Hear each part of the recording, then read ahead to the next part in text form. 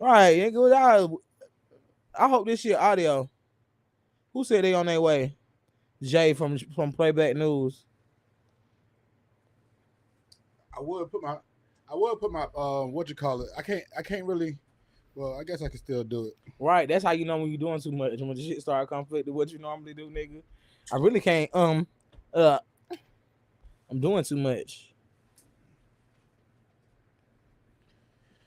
Just heading to the desk. I have here.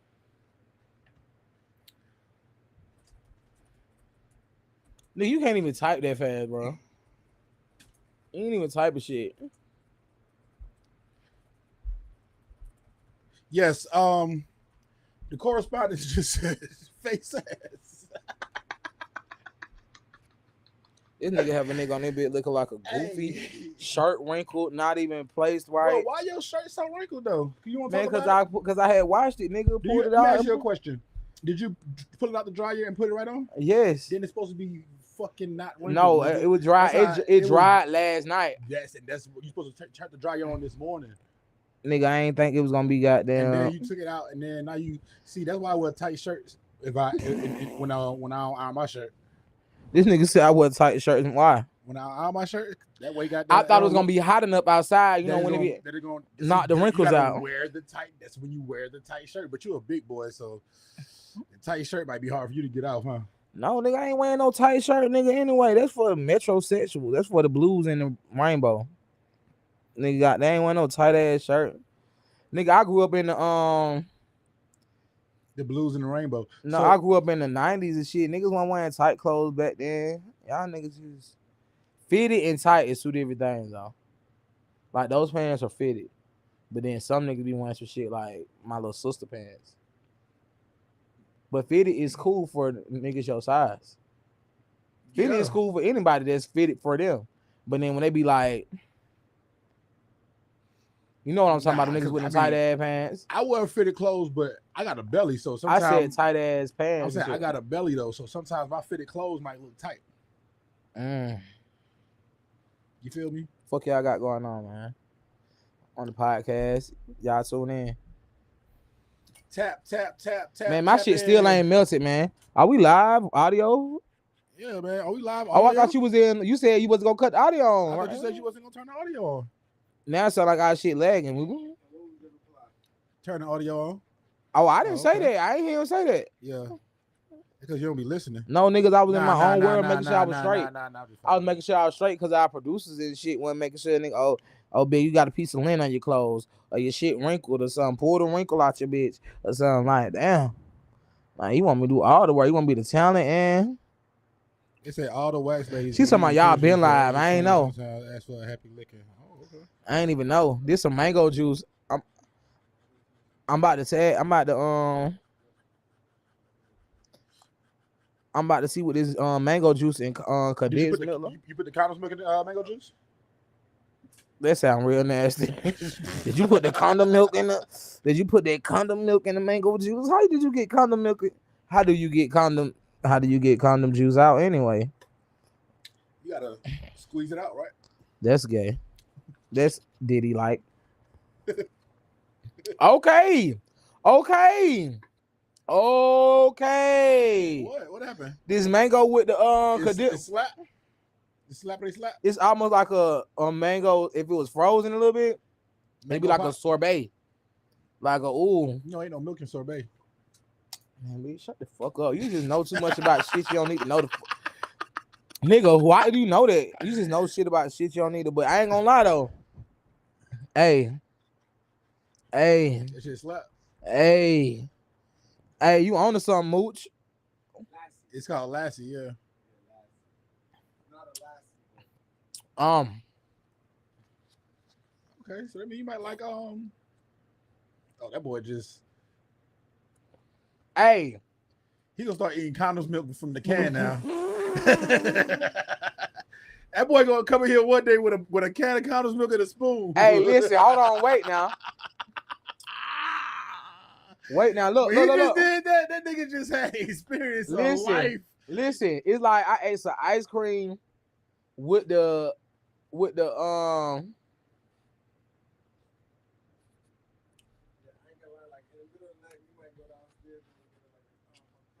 Yeah, and this in the.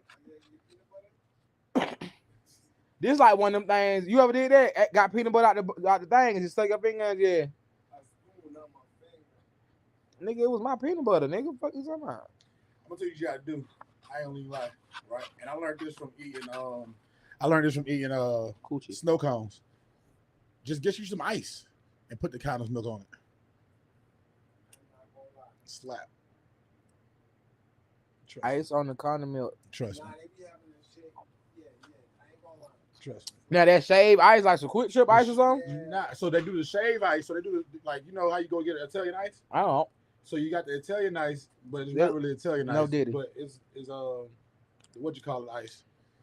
I ain't gonna cap it down. The shave ice. You do the shave ice more. With the flavoring and the condom milk. But some more juice because the goddamn that shit thick at the bottom. Hey, we just made a treat. This is not when what somebody said when poverty. Well, it's about to be anyway. It say when poverty and ingenuity mix, that's when great things happen. Facts. Right. I was looking at this. I thought about you and say something. Your ass would have drunk all the motherfucking shit. Like it was enough for only 2 cups, ugly ass nigga. That's your 3rd cup, nigga. See how I thought about you? I'm gonna tell you what I'm about to do. Nah, I ain't even ate yet. That's all right.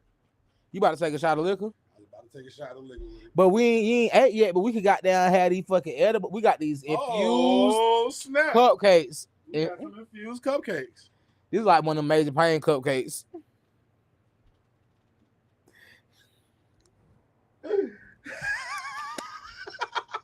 Y'all ever seen Major Pain? This one of the Major Pain cupcake right here.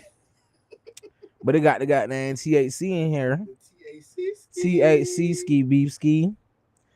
Don't worry about what I'm doing. I'm just sending this out to everybody that might be up right now. Cause cheers, nigga. Cheers, nigga.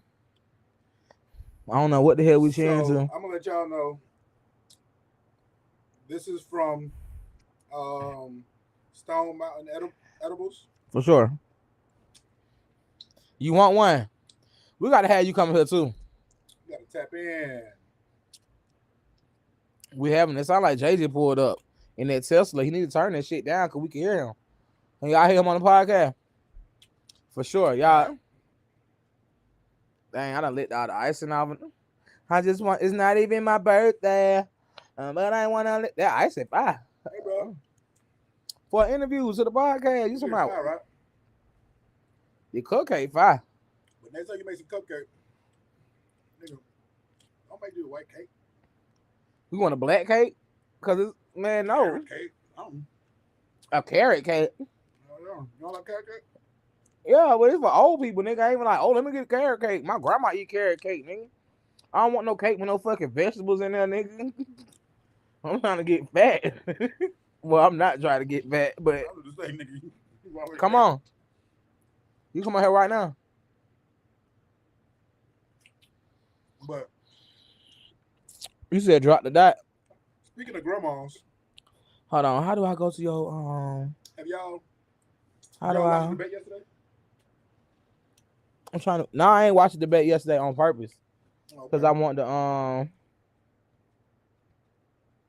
I'm trying to figure out how I get to your dang on thing.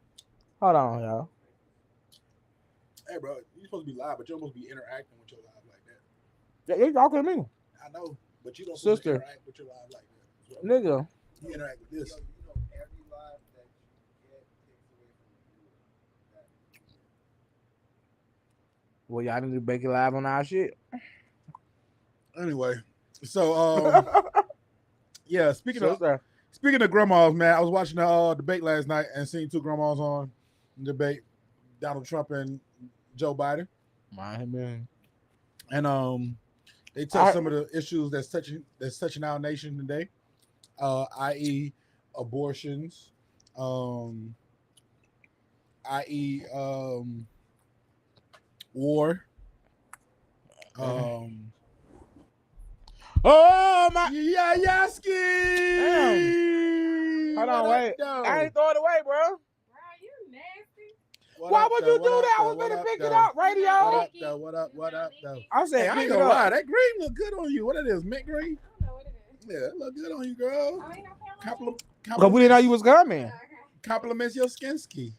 Thank you. Yeah, how you What's doing We today? can do whatever color now. Okay. We try to That- hate on the dark, but we can do whatever color. Nah, See, for like sure. that pink is popping. Yeah. Appreciate it. My skin. Yeah. Oh shit. Oh, don't let somebody else hear that. My skin look good too. Shout out to y'all shea butter. I've been still using that. Yeah, you see me. Do you see me? Cracking shit. Yeah, the 80s. I ain't been cracking since the 80s. Somebody said throw up for president. Oh, you got a stand for your phone? Nah, this is Sam's stand. This what they gave. They gave Mandela this. They gave. Damn, it's official. They gave Mandela this. They gave Sam a stand, and I ain't got shit But you got it though. today. Right now. Yeah, if she was here, it would be over now there. is what matters. That right now is what matters. Nice. What can I get? Can I get some? Huh? Can I get something to call my own? You know what? Nigga, answer, nigga. Can we ban the N-word? Oh my gosh, what she was in? She was in Mecca or something. I'm trying to tell you. She come back and say, I'll tell you "Oh, something. okay, we bad We there." African Americans. I mean, we Americans, and we say nigga around here. We do. And you feel like we over. Hold on, wait. You ain't got no cupcake for Hell y'all? Would you like a Coke? Infused cupcake? No. It's an infused cupcake. Vanilla. Oh, you a nibbler. Oh, a mic. Somebody said get me a mic. We all got mics. They ain't gonna be special. So I'm with the old folks. So yeah, I was watching the old folks on TV last night. My boy Joey and my boy Donnie. Yeah, That nigga sound sleep when he talk. Bruh, he sounds like a special education. Like, kid. did he have a stroke or something? Bruh, I feel like they take him off of the ventilator and then Go. yeah, and then doing commercial breaks. They put him on the They ventilator. put him back on. All right. Something was. He like this one side of his face was like, Maybe he had a stroke. that's what I asked. But he can't be president if he had a stroke. It's not true. No, I think you can. No. I'm saying you can do anything you want to do, but like we really want to stroke that president. I think we prefer felon. So from what I've experienced This last whole- night. Tapping you up on that. That's horrible. So what I The whole from what I country built experienced on last night, crime. I feel like that the nation is going. We'll definitely probably get Donnie back, but we're going to get Donnie back because of one reason. Because There's no other option. I mean that too, and Thank you. He got you a That good too. cupcake. Yours ain't look like that? Hell no. and the fact that Joe Biden's stance That's on good. war and protecting our nation, he's not going to do a good job. Oh, I'm drinking. I'm sorry, Mandela. This is mango juice, freshly squozen by our guy right here with a little condensed milk in it. Yeah, condoms milk. That's how they say it. I just want to be a part of the culture. Condoms So, milk. like I think everybody is really concerned about A, Biden's health. B, is he going to be fit for office due to his health?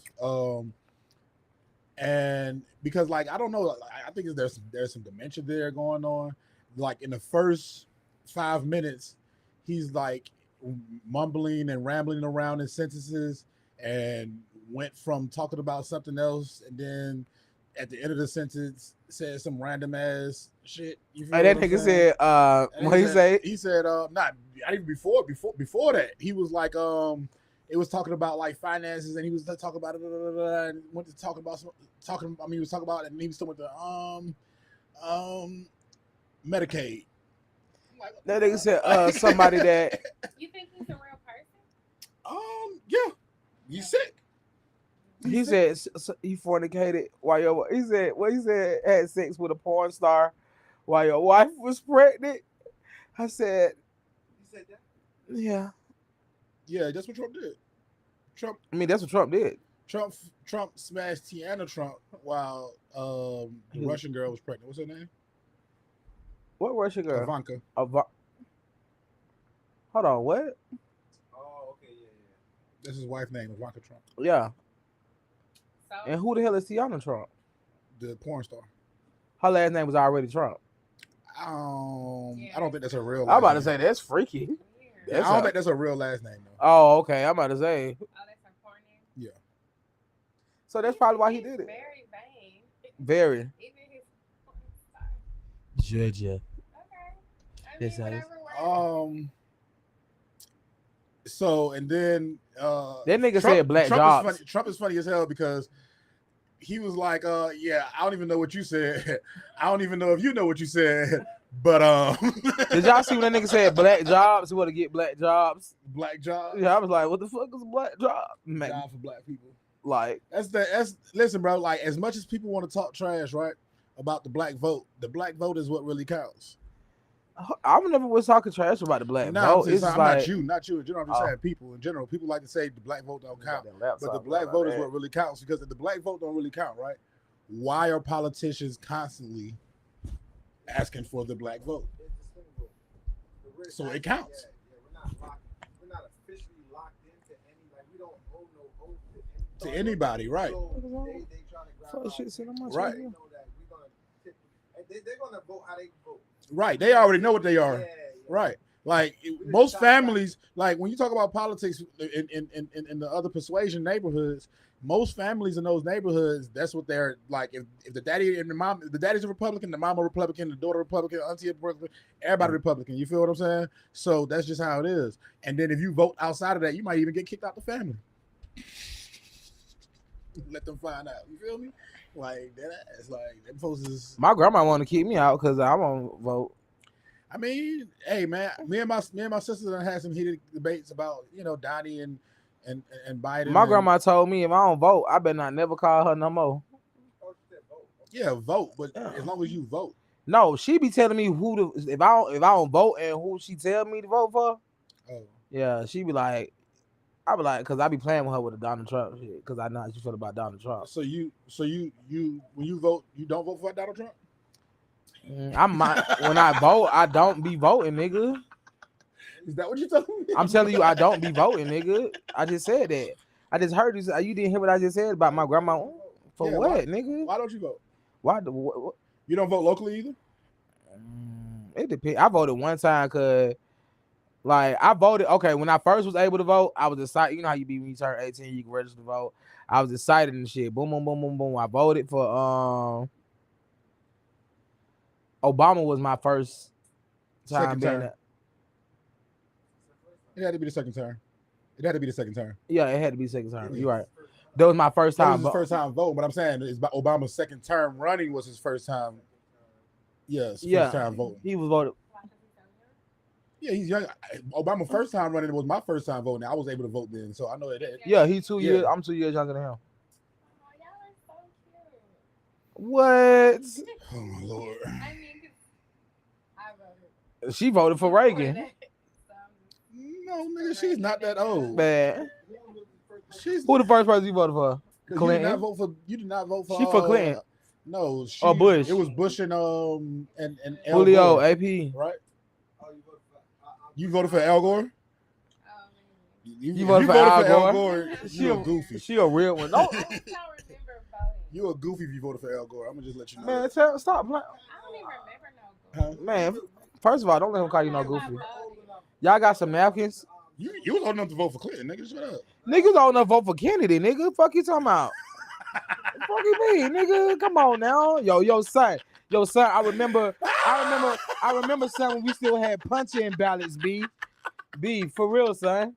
I'm Yeah, I talking. did that. You punching your ballot, Hey, y'all didn't Oh, put your your ballot ass old too. as They fuck, just came too. out with the digital shit. nigga. But when I was voting, I was just doing digital, nigga. My I was shit. saying they just came out like probably Obama's second campaign is when they came out with the digital Punching shit. is more fun anyway. You can Nah, feel like that. Bush fucked up the punching. Cause niggas had to count and Yeah, 'cause they recount. fucked up 'cause they had to. They count and Yeah, shit. they fucked up the Imagine working at the poll and you got to count for a vote. Like, Nah, what fucked up the counting shit was Bush because they said Bush had cheated the thing. the punch in. Yeah.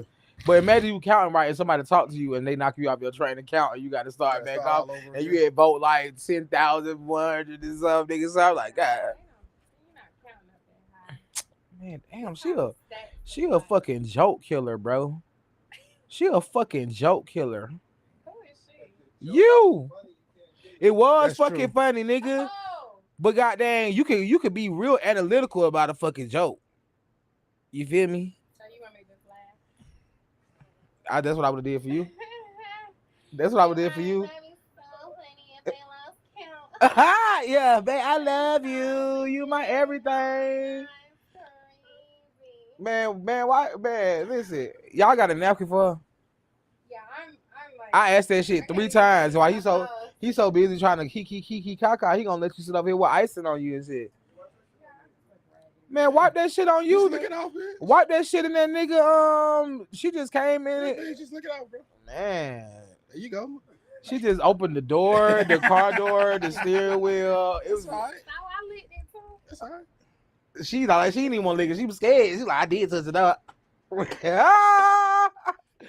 let nobody put your thing in their mouth until you clean it. That's a different. That's your mouth and my thing. But that whatever you decide to do with it, It's on you. It's on you. I just don't think you're that clean. Man, I ain't say I did. But come on now, that's in my pants, in my drawers. You know how many people touch that fucking doorknob that Playback Sound News? Thank you. You welcome. But at least I did offer to Real get you a quick. napkin. Didn't nobody else say nothing about getting you no napkin? Offer for him to do. That's his job. We're the talent. You just said that the other day when you was here. Hey, don't bring when we talk about You ain't even want to throw away the trash. You said, I'm the talent. You better be lucky I did that. See, you can't do nothing. I'm with you. I'm getting that No, you're attitude. not. I'm You're having putting that- it on blast. No, I'm not. I'm just glad to have you back. Hey, It is Mandela. good to have you back, y'all. How you doing? It's good to be here. And that nigga went What's let up? Missing y'all. when Juneteenth, he just about to replace your ass on Juneteenth. It's okay. Like I told you, I cannot be replaced. You hear me? Did you wet the napkin for her? Hey, bro, pass her the napkin, bro. No, I'm do just not talking listen to shit, Big, bro. Huh? Do You not can- listen to Big. I don't care, nigga. So, You cut my camera off? I can't see myself from so over there. yeah, I thought I ain't he gonna cut- lie. I So, thought he cut so my yeah, camera off. so Thank back you. to the back to Donnie, right? So, I mean, Oh, to yeah, you Donnie wanna and see this young lady so they beside me? also talked about the war, right? And Donnie is claiming that no soldier has died on his hand. Well, nigga, we need soldiers to die. What? Yeah, straight the fuck up. Sorry. Yeah, but that's a lie. Yes, we do. That's a lie that we need soldiers to die, or I'm that's a saying lie? it's a lie that none have died. Right. They probably Right. didn't even die in war. They probably died of natural death, but somebody done died, nigga. Right. But Died I'm of just COVID. saying, Donnie, we need soldiers to die because that's what. If niggas ain't dying, then that mean we ain't fighting for our freedom. If niggas ain't dying, then the world And gonna the be fight up. for freedom is a constant fight. You think so? You think we'll? I Ever don't be think we'll free? ever be free. Oh, Exactly. That's why it's a constant fight. You talking that talk now? I Need some mean, help? now I got you. you know, in 20, I'm good, thank you. Damn, boy, now I'm glad my it's- grandma don't watch this. I'm glad my grandma don't watch this because she really would have been disappointed because you know you supposed to pull the goddamn the sleeve for the lady, but grandma, you raised me right. She just got this. Yeah, I'm not a lady. No, my grandma is not even know how to use Instagram. I'm just talking to the people that's on here watching as well. I'm talking about my grandma. Yeah, but you should still talk to these people. That's who we talking to. I just Right. turned my camera back around. Right, but just forget that that's there, is what we're saying. I turned around it because they asked to see who was beside me. That's all. Yeah, that's what I'm saying. Forget that that's there. If Man, wanna don't see be who's telling me, nigga, you got a beside laptop in front of you, I nigga. feel you, but if they want to see Alright, who's beside you, they then. need to Let's tune in. finish talking about the damn the goddamn Donald Trump and shit. I Nigga. see nothing has changed. Nothing don't change, but the You days all of the week. still at it. But the days of the week. That's the only thing that They damn don't changed. change. Nigga, bro, yo, It's you the don't same. understand. We're on a broadcast. The We're doing a days of the podcast. week. We're not doing a live. Nigga, We're like doing a live I'm not talking to Instagram nobody live. specific on the live. I'm talking to the fucking camera, nigga. But somebody said who was sitting beside you, so I turned the camera, nigga. Now he's not talking to nobody. Right, specific. nigga. I didn't say But shit. somebody All I said- did was turn the camera. How do you Right. feel about the two-party system? What's that mean? with You the Democrats and devil. Republicans. You the devil. Nah, you just retarded. You the Go ahead. devil. How do y'all Man, this feel- bitch sitting here what shit. How do y'all feel about just having a two? I'm about to get out live because we on the broadcast, bitch. I don't think. I just said I'm about to get off live. You didn't hear me say that, nigga? Go ahead, man. You over talking people. Go ahead. I don't even remember what I was saying. How do you feel about the two parties? Do you feel like they should be more than two parties, more than just Democrat and Republican? Well, there are two major parties. more than two. Two major parties. Yeah. I don't even think that matters. I think it's only necessary because the president really isn't like executing his own mission or whatever. I think having the party simplifies it for people that want the party to represent, their beliefs. So I don't know. I feel like if they got the agenda is usually based on the party, right? So whatever we're going through is based on the party. Like right now, everybody broke because Democrats want everybody to be broke. But if we vote Republican, niggas gonna have pay because that's what the Republicans want. They want niggas to have pay. What? Oh, paper? Yeah. I'm old. Yeah. So I'm more like body. What was that? No, yeah. It's just I don't know. Is it still relevant though? Do you all feel like the party is still I don't know. So if we voted, let me ask this. If we vote Democrat or Republican, which one is gonna let us have an abortion? Right now they saying so Biden is saying that he'll reverse Roe versus Wade, but why hasn't he? There you go, right there. There you go, right there. He's been in office 4 years. Yeah, he can't reverse it. Why he can't? Because he's in the executive branch, and reversing that is in the judicial branch. Right. And so that means he has to. Right. So you're saying he's lying. When they say they can do stuff, they say they can do stuff that's not in their power. Right. That's what I'm saying. So that means he's lying to the people. Right. So that means he can bring it up. No, what he has to do is what we have to do in order for it to in order for that to be reversed is wait until the Supreme Court justices are No, the legislative got to bring it before the Supreme Court. Right, but the thing, what I'm trying to explain to you is that the reason why Roe versus Wade was taken out is because Trump put new judges into the Supreme Court. Right. So and it was time for that. You feel what I'm saying? So we have to wait until it's time again to replace those judges because those judges not going to replace. But aren't there two that are trying to retire? Huh? So yeah. Then when those two leave. Then you gotta put somebody in that's going. So this next election is gonna let the president pick the next two. Ooh, I don't know. Possibly. Possibly, I don't know. If this next president picks the two judges, that's a big election. It's a lot of power. So this is the thing, though. So do you know what Roe versus Wade really is? You mean no? All right. So Roe versus Wade was about decisions. It's not just about abortion. It's about decision for your body, right? So, with that being said, what Roe versus Wade is a law that allows the federal government to say yay or nay on who decides to do what with your body, right? And what Roe versus when Trump took it out, it left it up to the state. You feel what I'm saying? So the state and you guys know the state and the federal government is the same government but two different governments. You feel what I'm saying? So now the reason, so like I was explaining to Medusa the other day, so if right now in Georgia, the law is you can't get an abortion after 6 weeks, right?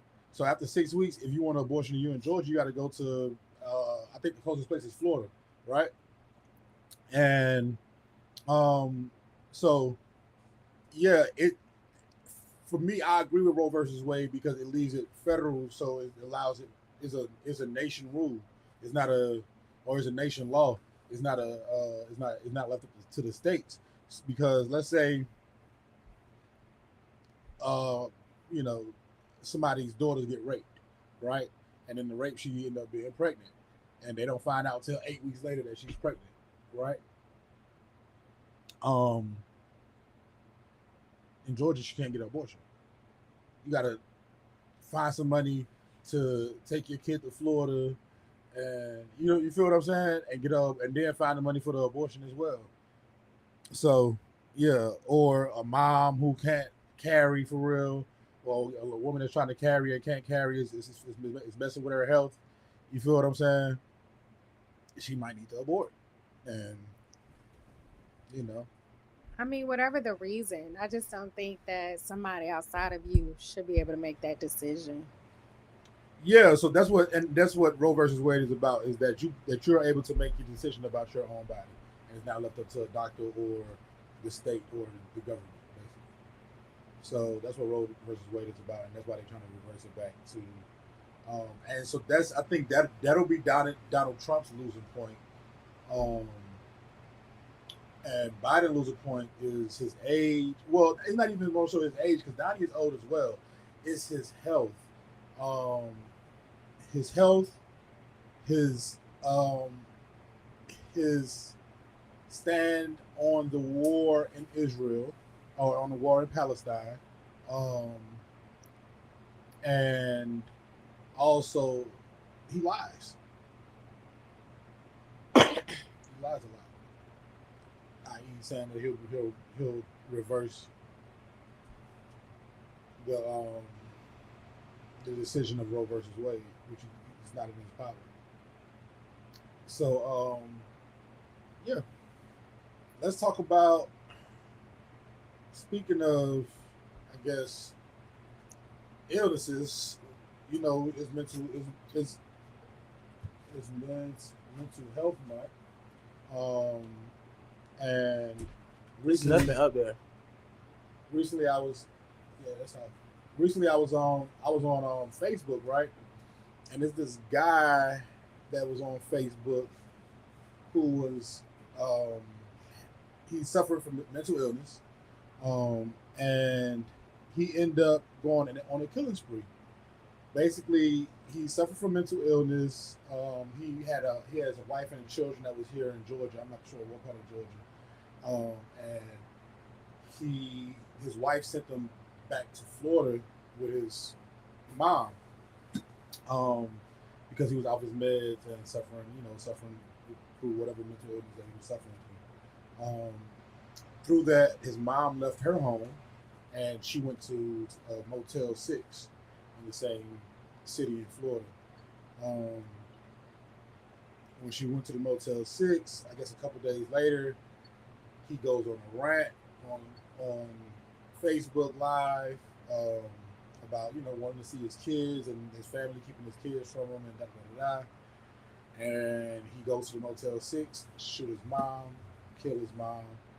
Then he goes a couple blocks down, kill his cousin. There's rumors saying, I don't want to go into the rumors because I don't know about the rumors. I don't know how true all the rumors are. But he kills his cousin, then goes a couple more blocks down, kills his baby mama. And then in the midst of him on the way to Georgia, he's like he was on the way to Georgia to kill his wife, and he was on Facebook, just ranting or whatever about how he feels, and he got caught basically around Georgia state line, and had a shootout with the police, and he was killed as well. But yeah, so I brought that story in to talk about, I guess, like men's mental health and what because he wasn't the only one, I guess, he was asking for help, I guess, in weird ways, but his family was trying to reach out for help as well. And so what avenues are there for people with mental illness to get help when they're off of their medication and things like that, besides calling the police? Because we all seen how that plays out as well.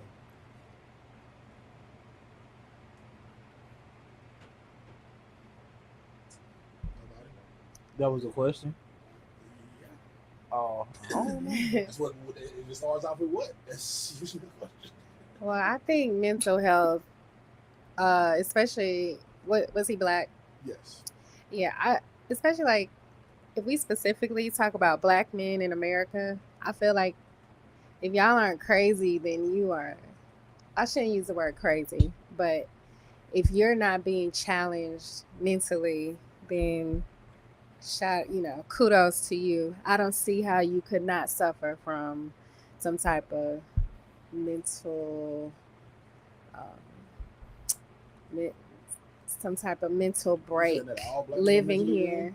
I think so. In Shit. America, just because of the That's way. That's a broad, rough statement. I know, and I think it's true. Now, you might be able to cope, with whatever is heavy on you, but I don't think the pressures of society make that easy, and I think that's why a lot of times black men look to other black men for comfort. I think that's why gang banging is so big in the States, because you need that support system to help survive the stresses of surviving here. Even with, I don't know, I just think it's a lot of pressure on the responsibilities of a man in general. And when you're being constantly, just attacked in so many different ways, when you are, people of hue, I just think it's a heavy place to be. So I think for me, right, um, for me to save my mental health and to be, mentally healthy, I adapted to this thing called fuck it. Fuck it definitely helps me mentally. But is that your superpower? I don't feel like a lot of people are like able to just say fuck it. Yeah, I feel like that is my superpower because even when it comes to so I have 2 baby moms, 3 kids, and they both kind of put me through hell, and I'm like, and they both have the opposite of me for their other children's dad. What? Right? Okay, so what do you mean when you say they put you through hell? What does that look like? Do you feel like they're just mean to you? If you have a man that wants to be a part of your kid's life, that's doing for your kids, you feel, or his kids or whatever, you feel what I'm saying? And I don't feel like you should use your kid as a pawn because you're in love or whatever. You feel what I'm saying? Yeah. Now I would like to go into that deeper. It doesn't have to be in this conversation, but it is that's hard for me to get to, because I know a lot of women that are like, oh no, you can't see your kids, and these are good men, and it's baffling. So with me, yeah, but what did they go through to make them feel like, they got I'm gonna use this most of the times? And it's, again, you're still talking about the men. They got poor mothers that teach them that it's okay for them to do that shit. A lot of times, they learn from their mom. So they feel like society supports that type of behavior. They learn from their I don't even think it's always the mom. I think it's something that's from happening my in experience. society. I can only speak from my experience. Okay. They learned that shit from their mom. Okay. Their mom taught them to be poor mothers. Okay. When it comes down to raising kids and what they call it, when you're raising kids outside with 2 parents, outside the home, co-parenting. So with me, I've had to tell them, oh, fuck you and fuck the kids. Fuck it. Because you're not going to stress me out. I'm not going to be depressed about it. None of that shit. Nope. You want to raise the kids by yourself? Are any of those kids sons? Yes. So do you feel like that's going to have but that's not my fault. Because I've tried. And I'm not going to lose my mental and go out like Buddy, because women want to use kids as pawns. Yeah, but unfortunately, that situation is more common than not. I'm not talking about what old boy did, but I'm talking about as far as men getting shut out of their families' lives. And Buddy is mentally ill. You know, if a lot of cats don't say fuck it, it'll be more than. Because, bro, if you're, like I said, once again, if you're trying, right, if you're doing the right thing, and then you're constantly getting ass to kiss in the midst of you doing the right thing, then what? It's hard, like you said. And not only are you experiencing that from what's supposed to be your family, right? But you're experiencing that from the outside world as well. You feel what I'm saying? You're experiencing that. You're trying to make it in the world. I'm a black business owner. You know how much no's I get? And then I gotta go home and get no too? Like, you fucking for real? Like, hell no. It'll drive you crazy. Do you see your responsibility in that? And what? In, I guess, your choosing of the women. I guess so. Yeah. I mean, I think that for me, with the choosing of them, yeah. So yeah, I guess I played a role in that as well. But I have no problem taking accountability. You feel what I'm saying? That's why I know that. That's why I say I know. Like in certain things, I know I'm a good dad. I know that I do well at raising my children. I know I do good well for providing for my children. You know what I'm saying? But at some point, I'm not going to. Yeah, like I got one baby mama fighting for child support right now. Why? Because I haven't seen my kid in a year. Why would I send some money over there? I'm not doing it. I ain't talk about that, man. Nigga, that's mental health. We're talking about men's mental health. That's something that's fucking with my mental, nigga. I can talk about that shit. Nigga, I can talk about that. Fuck child, so I'm not paying shit. They gotta come back. Nigga, come serve me. Fuck is you talking about? Yes. You ain't getting shit out of here. And even then, you still ain't getting shit. Fuck out of here. No. I can't see my kid. Fuck, I look like paying child. So what do you think is the reason they're not letting you? Because like if you have more than one, bro. No, if you have more than one baby mama not letting you see your kids, I'm looking at you. Okay. You want to talk about it? Yeah, because I'm trying to understand why would they just not let you? It's something that you're doing. No, it's not. Yeah, I can shout it. Listen, the last time I seen my kid, right? My baby mama dropped her off on me out of nowhere, right? She said she's going to be there for one day. We're going to one change of clothes. I literally just bought my daughter a box of clothes, sent it to her house, 20 something outfits, drawers, shirts, pants, dresses, all type of shit, right? Shoes, everything. She brought over there with one outfit, right? I call her, I say, listen, you bring her over here for one day. She's been over here for a week with one change of fucking clothes that I got to keep washing. Can you bring her some clothes? Oh, go to Walmart, nigga, and get us some clothes. Da da da da da da da. Be fucking for real. So yes, absolutely, she got cursed the fuck out. Yes, and guess what?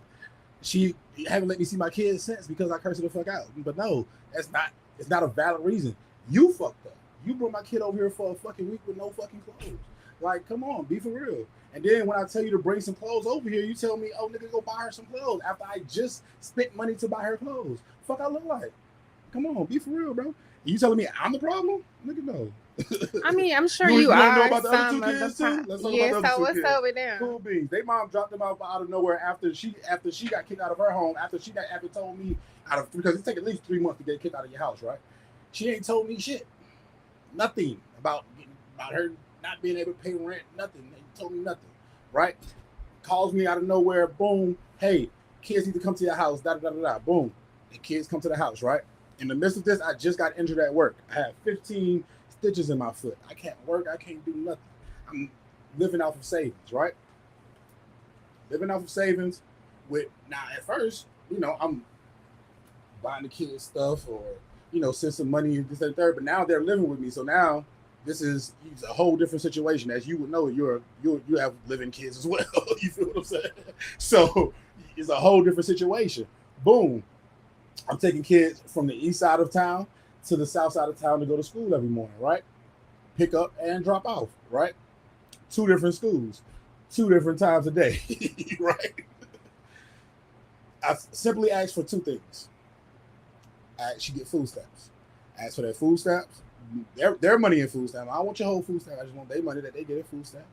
You feel what I'm saying? And I asked for a simple transfer of schools, right? They were supposed to be at my house for a month and a half. Here we go from October. It's December now. From October to December, I got $155 in food stamps and no transfer, right? Here we are, February now, right?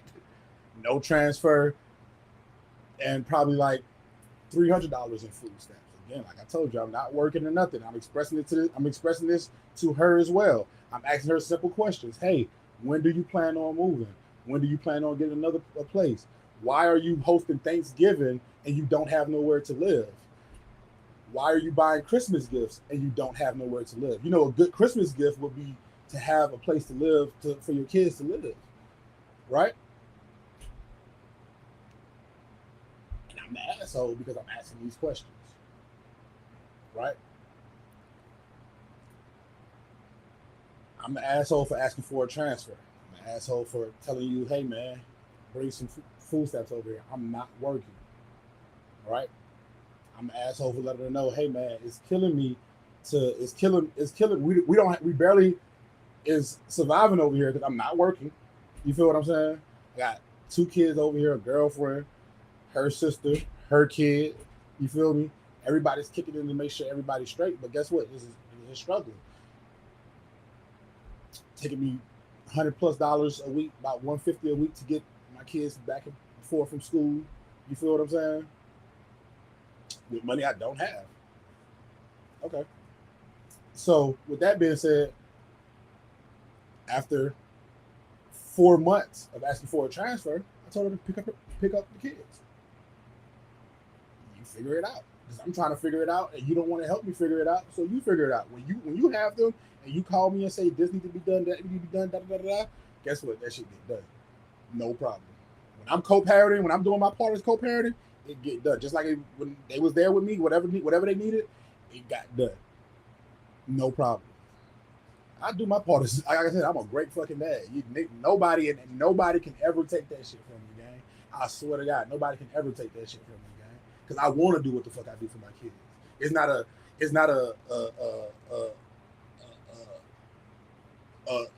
a situation where I don't want to do for my kids. I want to do for my kids. I want to be a good dad.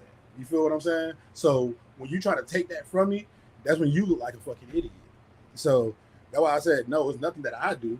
It's something that they have. What's wrong with a lot of women is that they haven't had no dad in their life. So when a man talk to them for real, a real man talk to them, they start to shrivel up and get attitudes and all that type of goofy shit because they're not used to a real man. They used to these fuck niggas and these little sissies talking to their ass. Excuse my use of termage, but yeah. They used to suckers talking to them. I definitely hear the emotions in this situation, and that's part of why I don't understand why they don't teach relationships in schools, because that's one of the most important things throughout your entire life is, the way we communicate, the way we interact with one another. And I think, when there are emotions involved, it's just hard to focus on the issue. People get offended, walk away, and do things like, what? Well, forget it. You can't see your kids at all. And it's heartbreaking because the children don't deserve that. That's what I'm trying to explain to you. If you listen to everything that I said about both of those situations, I've done nothing besides try to be a dad and communicate with 2 goofy ass women. And because of that, I can't see my kids. They're using my kids as pawns. It's nothing else. I can show you text messages from the last argument I had with this girl. I didn't ask her about clothes. You feel what I'm saying? And I ain't seen my kids since last year Mother's Day. Facts. You feel what I'm saying? Like, come on, bro. Nah. Ain't nobody gonna tell me, oh, you did something. I ain't did nothing to the woman at all, man. So, did you think about throwing the law at her? Yeah, we'll talk about that out camera. Okay. Hey, but while we talk about men's mental health, let's introduce our guests. Yes, let's. What? Here? Or you on the couch? What's the better mic situation? We want to hear her. Yeah, so she got actually, you want to sit? I can sit, yeah, and let her have this one. Yep, we get to that. Can I get a paper towel? And you can put it Or 2? All right, I got you.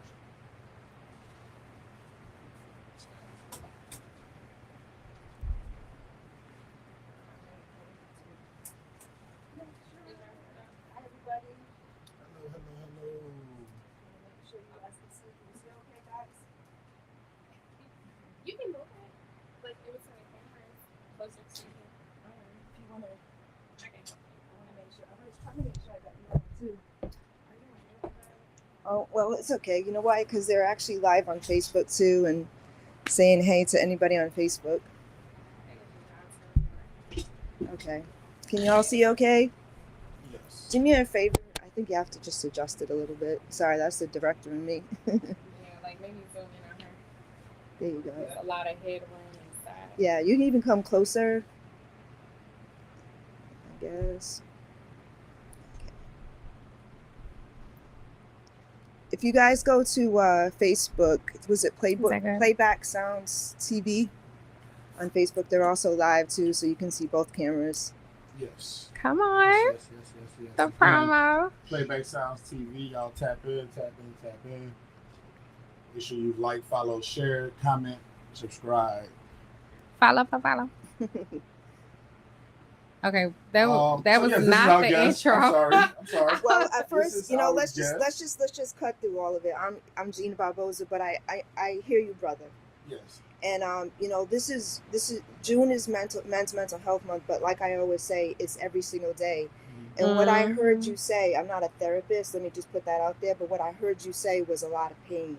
And I think that's the problem, that what you expressed today, just now, in just that few minutes of anger, is exactly why our men end up losing their effing minds. Okay, because shut you up. I'm not going to be cursing because my kids might be listening, even though they know I curse. And I have family back home. Shout out to all my people in Fall River.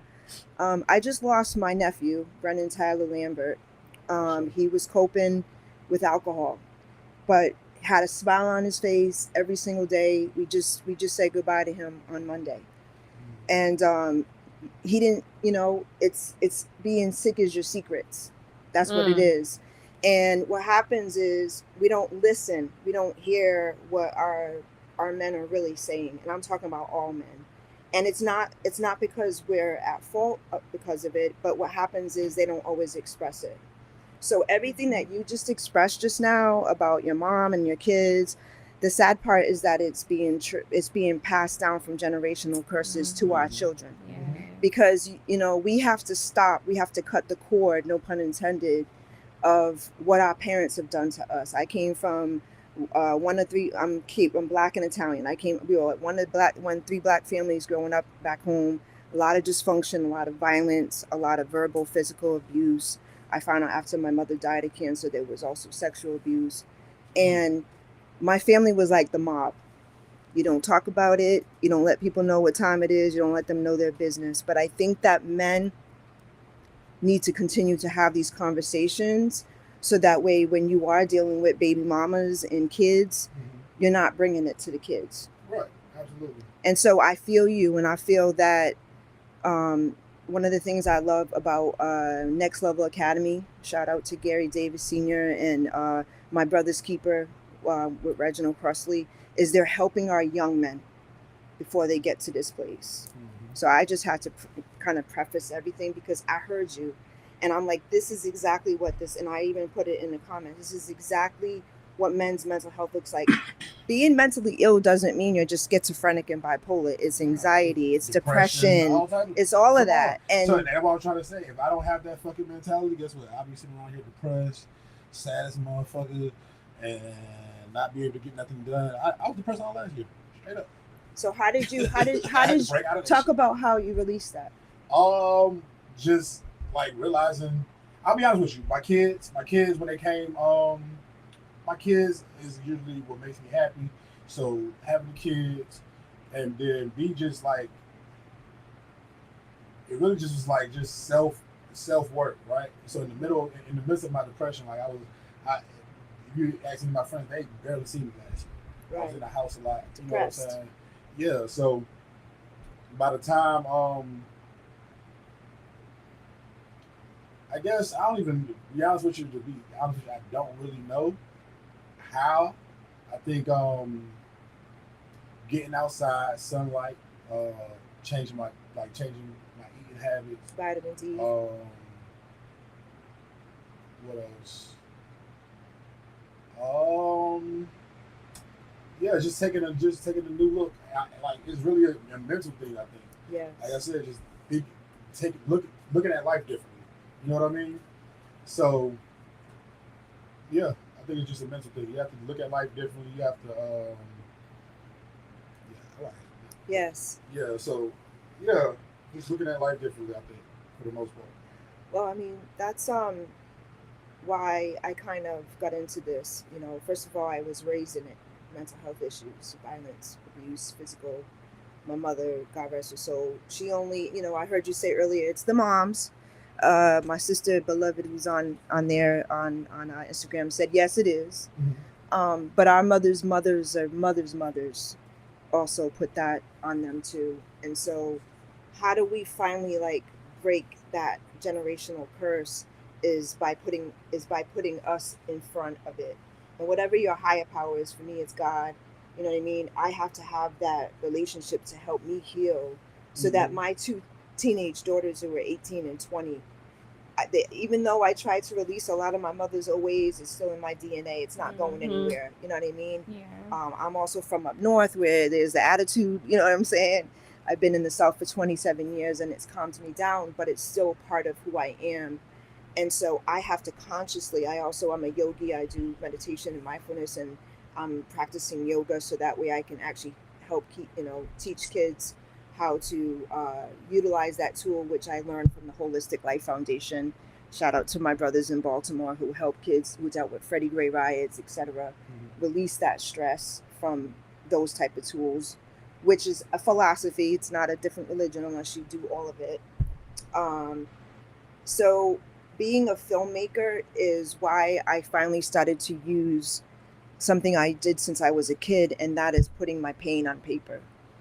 And then that paper became a visual format, a platform. And I ended up documenting my biological father, who I found like 20 years ago. I thought he abandoned me. I had abandonment issues, ex-husband, all my relationships were just never working out, because when you don't have your daddy, you know what I mean, you end up going through all of this trauma and thinking that you're not good enough, that you don't know your worth. And then on the mom side, if I'm already dealing with verbal abuse, being called stupid, it was twofold for me. And so I had to figure out, I became an overachiever. I go, hi, my name is Gina. I'm a workaholic. I didn't do drugs and alcohol because I saw it kill too many of my family members, but I worked myself to death, and I still do. So that's when I started to put a lens to it. I created Balance and Acts in 2001 to tell stories that help change lives. And I was an executive at Turner Broadcasting for 17 years, not changing lives. No disrespect to the networks, but the stories weren't changing me. And, I say, as God would have it, I got laid off in 2014 and started going full-fledged in Balance and Acts, which is eventually me finding my father and realizing I had a front row seat to what mental illness looked like. Because my dad suffered from schizophrenia, the voices, and all that other stuff. But everyone thinks it's violent. Like, look what just happened with that brother, Joseph Greer in Atlanta, the one that they had the shootout. 2002. Well, just recently. So, they just had the shootout. Oh, the bus. Yeah. Okay. Oh, yeah. So I put it on my Instagram because a lot of people didn't make the correlation that it was the same brother that was outside being interviewed by all these reporters, mind you. He said, I am manic. I am in extreme mode. Like, the brother needed to cut his hand and like bleed out. No one helped him. So, and I had some reporter say to me, on my, so we're psychiatrists now? I'm like, any 10-year-old could dial 988. Yeah, you don't have to be a psychiatrist to see that brother was suffering from mental illness. He said it himself. I'll talk to you about that. My medication for such and such. He said, I'm getting ready to go to Grady. He was talking about the bank. He was in manic schizophrenia. Was he off his meds because he couldn't afford it? No, he came from Gwinnett. He was probably, so that's a whole nother story. Okay. Like, we could talk about that too, just about mental health care. Yeah. Georgia just recently, actually some years back, signed the Mental Health Parity Act, which was like the last bill that David Ralston, the House Speaker, passed, which is the House Bill 1013, which I love because that's my birthday, 1013. Okay. And that was to get the Mental Health Parity Act signed. What that means is that in addition to medical care that we get, mental health care also needs to be looked at in the same way because it is a disease, just like if it was cancer. For the longest time with the stigma, the care is not there or available, which means, no one's getting any of the help. But anyway, I'm just, as you can tell, I'm very passionate about mental health care. I need you all to ask me questions because I know I just started going because I felt you and I just had to address that because I feel like we can act like the same thing the reporters did. He was saying he needed help. He was saying it in his way. No one helped him, and he got on a bus, and then sadly a man lost his life because he pulled out his own gun, and the man and Joseph Greer used it on him. Had they stopped him before at that moment, got him some help. And and it's not a mistake that he was put on the news so that everybody could see what really happens. You see somebody falling out, you're like, oh, and I know we use that word, but it's not a great word to use. Crazy, it's not. And I know you covered yourself on that, sis, but it's hard not to say that because that's what we've always been taught. But you can learn that from like Rosalind Carter, the mental health. They do a lot of mental health stuff at the Carter Center. And that's a big word that they've been teaching journalists not to write when they write it, because, especially if you have family members. And for me, it was my father. It went off to my brother. And now I have a stepdaughter that's on the streets of Atlanta living in a tent right now because she copes with her mental illness with recreational drugs, because the regular drugs that they give you for mental illness makes them sick or lethargic and they don't want to take it. Yeah. So anyway. I feel you, but yeah. Okay, so your documentary, right, is about mental health as well, and it's the journey of your father. Yeah. So what started out as the journey of me, it started out because I found my father. I met my father at 15. It took 20 years, 22 years later or so before I found him again. And I thought they rejected me when I didn't see him again. But I didn't know when I met my father at 15, my father had what's called hyper-religiosity, which is like you see those preachers on the street. I feel like God protects people who deal with it. I feel like there's a part of our brain that really sees things that we're being protected from. And I feel like mental illness allows people to see what we've been protected from. That's the demonic stuff. That's I have my brother on camera just talking about, chasing voices. He even called my stepdad, and my stepdad was like cities away. And my brother said, did that man, when you broke down in your car, help you? And my stepdad said, how did you know? My stepdad just had his car broke down in his car. And my brother said, because the voices told me. So I truly believe that there's something in our brain that sees things that we are being protected from. So my brother went. Sounds like he has a gift too, because some people can see. Oh yeah, no, I have that. Yeah, we have that in our family, but schizophrenia is different. It's different, and so the meds don't help. A lot of people cope on recreational drugs, but what happened was I found my father, and my father was hyper religious, and when I met him, I just thought he was going to be a priest. That's what I thought he was doing. And then when I met him again, I was told by my aunt that my dad was like that since I was 4. And I said, well, why didn't you tell me that when I was 15? Yeah. My whole relationship life had been jacked up because I thought my dad just didn't want me. I didn't know he was like that. I didn't know it when I met him. Did they know that you were searching for answers? Yeah, they didn't. You in that way? I think they were in denial too, to be honest, with what was going on with him. And so when I met him, I think what started out as me just trying to create memories with a father I never had, filming extra photos, trying to have all these memories that I didn't get to have. I started to see that I was really looking at something that I needed answers for. And it was, how did my father get like this? Because I didn't know his history. I didn't know medical history. All I knew was his mental health history. Because ironically, not only did I find him, but a few years later, the attorney that was over like a lot of veterans, they have veteran advocates, retired, and I became my father's guardian. So not only did I find him, I became his guardian over his life, which was just a gift, right? I got closure in so many ways. And so filming him, I started digging into like, how did he get like this? How did he fall through the cracks? I know personally from my family on my mother's side who raised me, what happened to us. Dysfunction, violence, et cetera, as I mentioned. But how did my father get like this? So I really started to dive into mental health and mental illness, coming from Massachusetts, where they closed all of those mental institutions. Back in the day, President Kennedy signed the Community Mental Health Act, where he was trying to get centers to be open all over the United States so that we could release these people from the hospitals because they were getting abused. But to be honest with you, they needed to keep those hospitals and hire people to help them. Because there are some people that are very severely mentally ill and they needed that help. Unfortunately, I think it's because that Vietnam War was also happening at that time.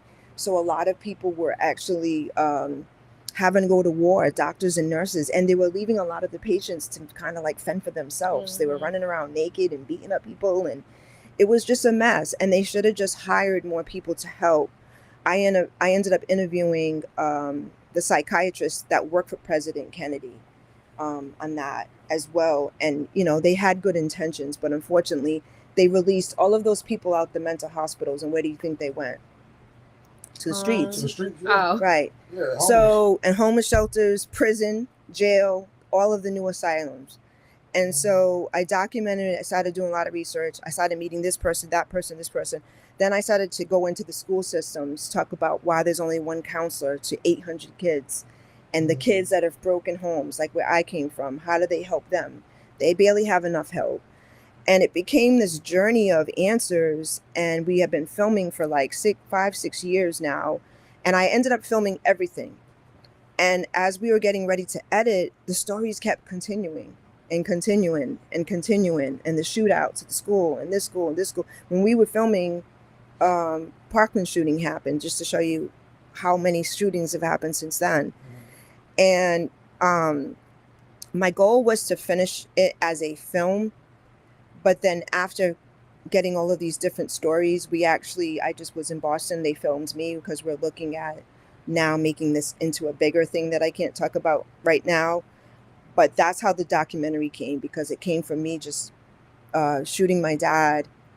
And then my brother, who was suffering from drug addiction, his addiction turned into psychosis. And he abused Adderall. He took 16 Adderall. And so by doing that, he started to get the same voices as my dad. And we have different fathers. So that's how I knew it wasn't hereditary. And the fact that my brother kind of picked up from where my dad left off, because sadly I lost my father to cancer as well in 2017. And that was, thank you, that was rough. F cancer.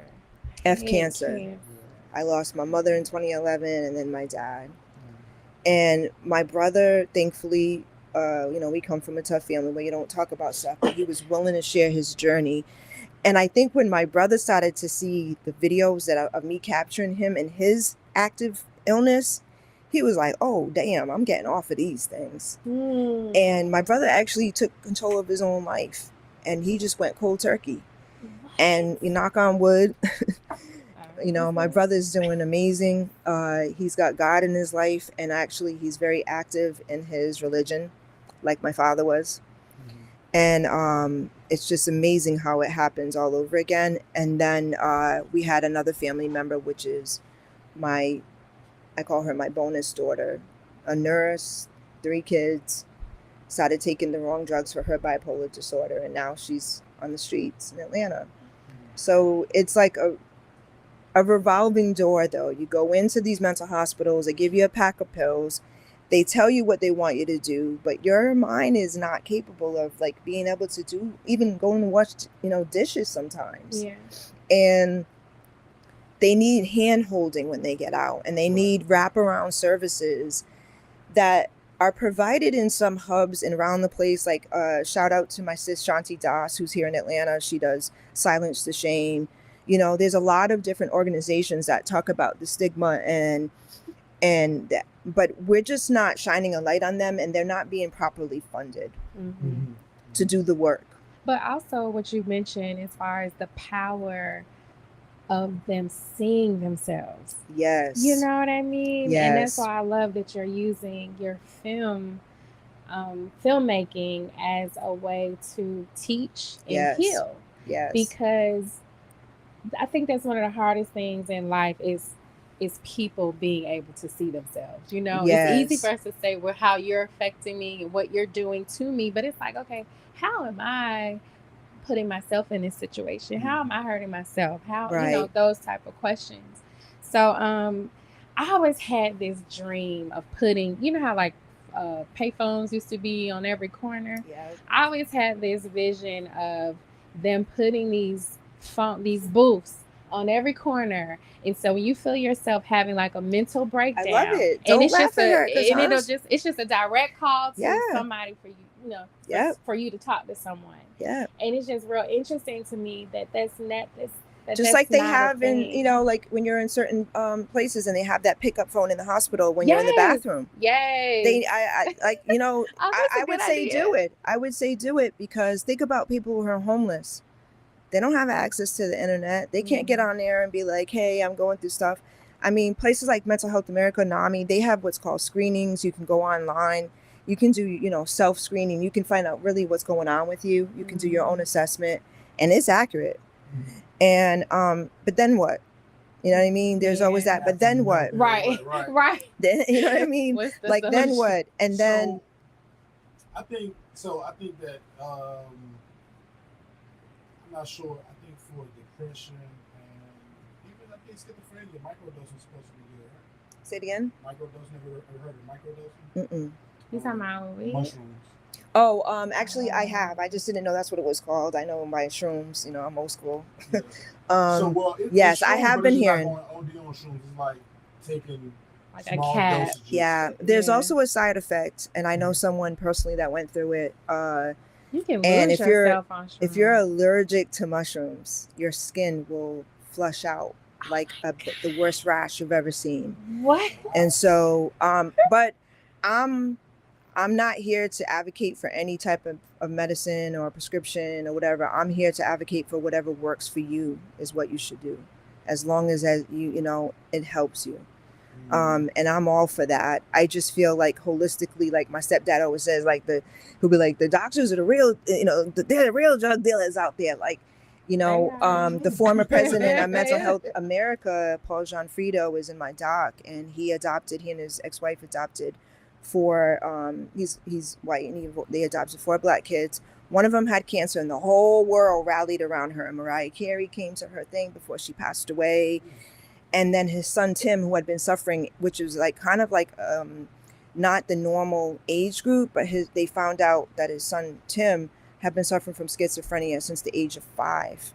Normally they tell you the onset doesn't come until you're 14 or 6 to 20s. And what do you think they were doing in school? Well, you got ADHD. Let's give you Ritalin. Well, Ritalin is a gateway drug to street drugs. Right. So you're already being prepped as a kid to take certain medication that will make you get addicted to stuff later. Yeah. So I'm just always do your research.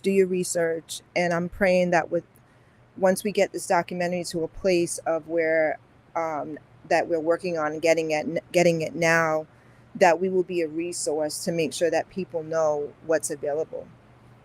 And that's why I ended up starting my nonprofit, which is called the Young Child Evolving Organization, which is called Young CEO, because I want to empower our youth to be the CEOs over their lives. And how we start that is from the mental health aspect. We start at the foundation, because what happens is we're continuously trying to build a life on top of quicksand, and wondering why we're falling. And we allow materialistic things to define us. Well, look what happened with 2020. We were all stripped of that. Most of us, right? And I think that, me personally, that was God's way of us getting back to self and figuring out to heal within, because everything else is just extra, So anyway, I know I said a lot, but yeah, I created Balance and Acts Entertainment. The Call is the documentary. I've still continuing the conversation because I am a mental health advocate, and as we're working to get it to this next phase, I'm also a feature film writer. And most of the scripts that I've written we wrote one actually based in the 70s. Shout out to Howard Osofsky and Eddie Von Mueller, who's my Dr. Eddie Von Mueller, who's my co-writer. We have a script that's actually being pitched right now, and just stories of getting through sometimes the worst of it, and where family and community can really help you. And in my case, because I have a music industry background, where music can as well. So question.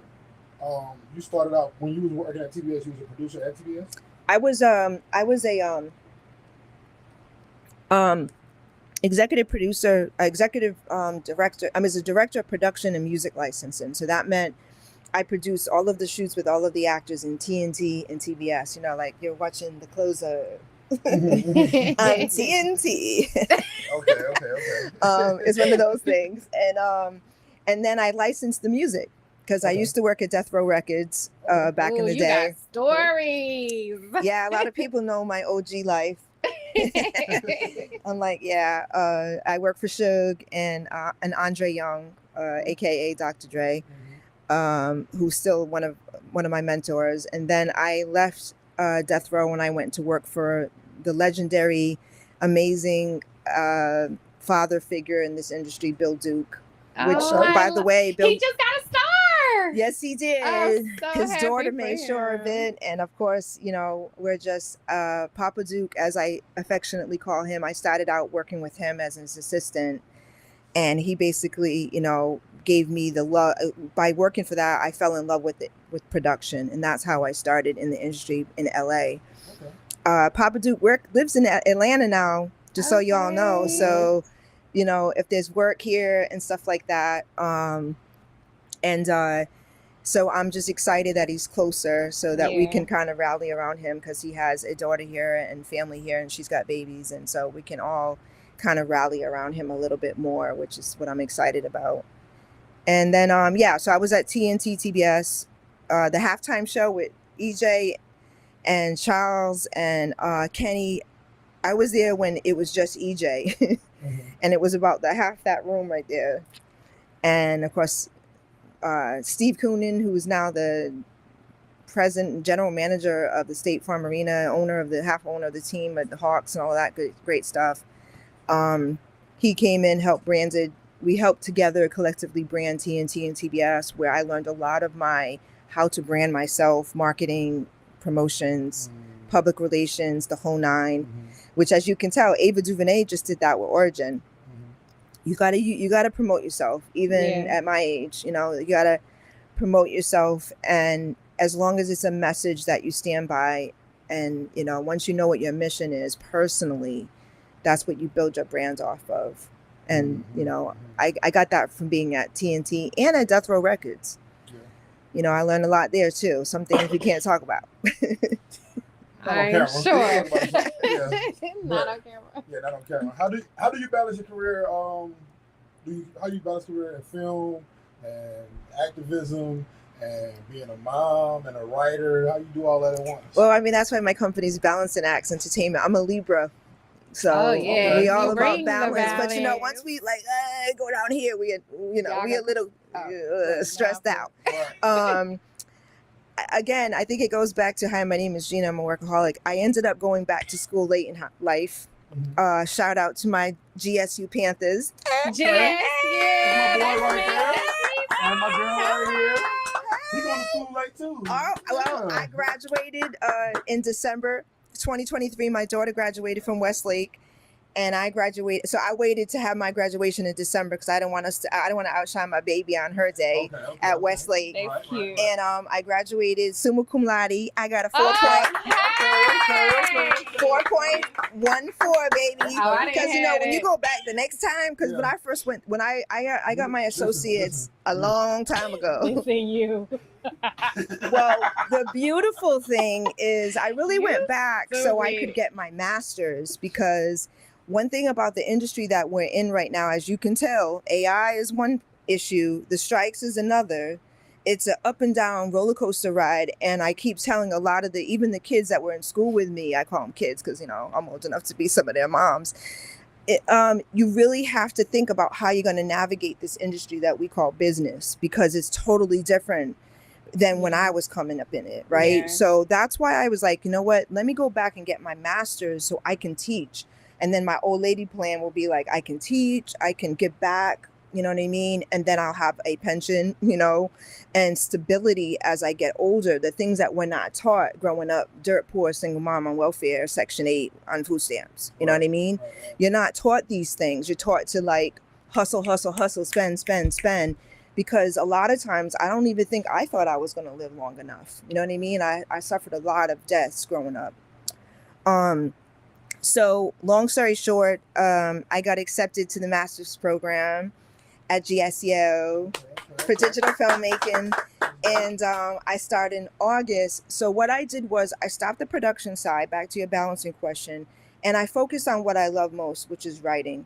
And I went back to UCLA online. I had one more class. I'll be certified in screenwriting, which I'll be teaching workshops. And I also have been online. You know, you just gotta, a word that Dr. Dre taught me years ago, focus. Focus. And so I focused like 120% on school while I was crocheting. I have a dope crochet line that I'll be selling to benefit my nonprofit. And, you know, because I don't know how to sit still, girl.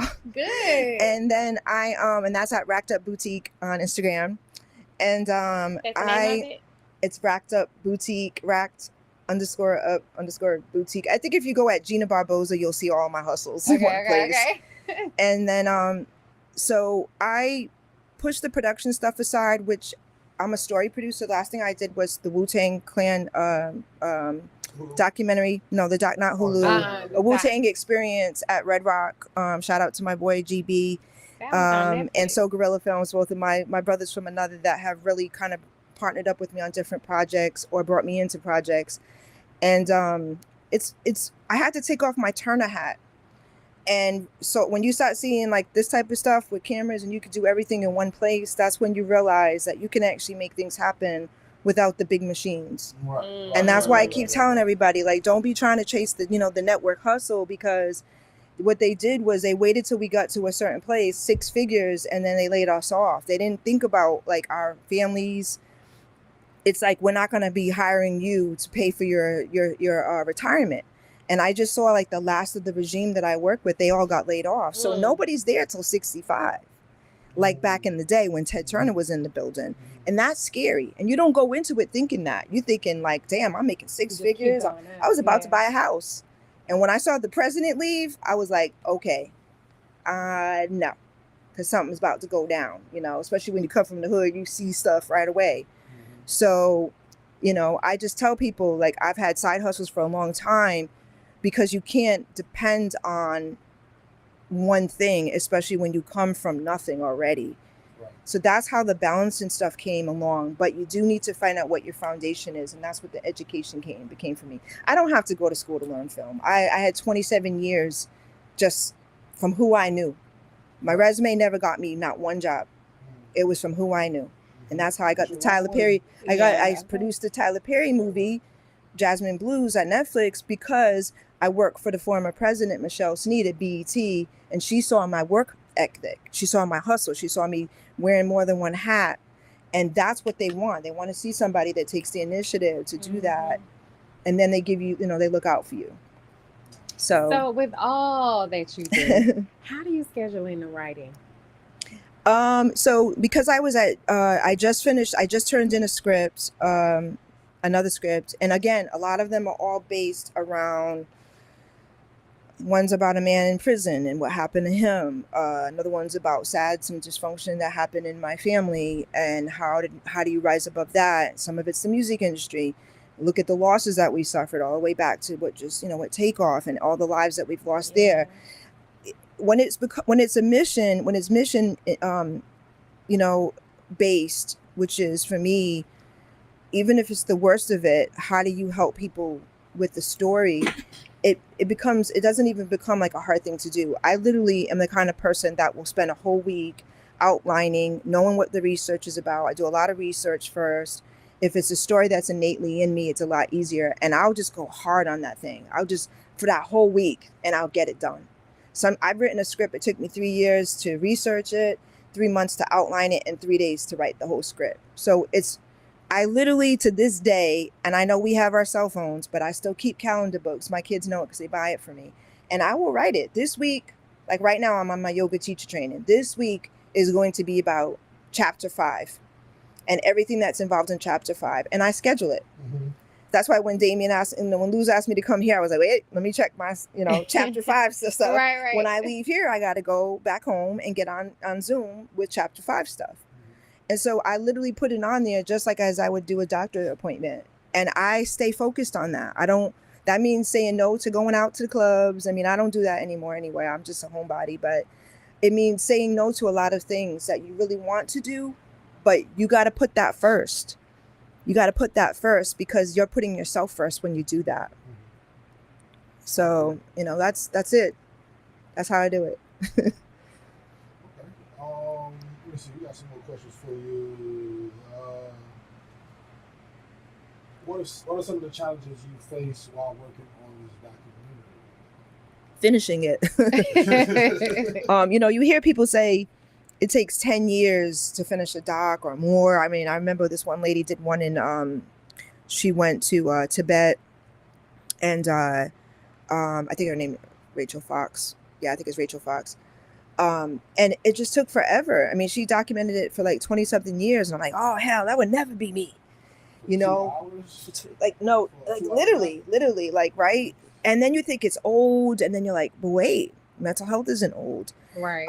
I had somebody that was going to invest in posts. Again, what I think happened with me, and I know better because when you do a project, you want to budget it all out, including your posts, your editing. But I think because my father was dying, I was numbing out on getting it done. And my crew, literally, like all my savings, they would leave my set with a check.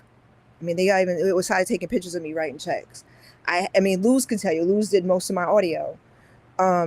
I made sure that everybody got paid, but what I didn't do was make sure that I was okay with the post side myself.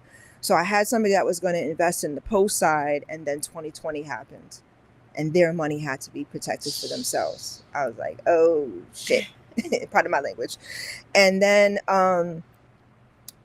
anytime I got money, even like you get financial aid, you pay for school, you go to school, you might get some financial aid back. I was flipping that from my doc. Right. Whatever the balance was, I flip it for my doc, hustle. And I will say, with the program that you're in, the beauty about Georgia State, you can rent out all that yes equipment. Well, believe it or not, I spent money and I saved money because I own my own equipment. I have cameras, I have sticks, I have lenses, I have audio mics. So shout out to So Gorilla, my brother from another segment, Phillips, who really put me on to the equipment, how to use the equipment, because I realized, I mean, when I walked out the building at Turner Broadcasting, laid off Roger Bob, who used to be I know Roger, God bless Roger. So I walked out the door and I was like, what am I going to do? And Roger gave me my first job out the building because I worked with him, and I had to hire when we did the promos for Tyler Perry stuff, because House of Pain and Meet the Browns were on TBS, right? So it's those relationships. Mm-hmm. So Roger, we were shooting this docuseries with Claudia Jordan and Demetria McKinney. And I mean, it was me and Seg and one camera. And I mean, I was holding segments back, like to move him around. I mean, and we had to do a scene where we went to Candy Burris's studio. Mm. And they told us only 2 people can go in there. That's it. 2 cameras. Well, I didn't have a camera. So Roger said to me, the next time they say 2 people, you need to be holding the other camera. And I'm like, but I take pictures. He's like, no, you're doing video now.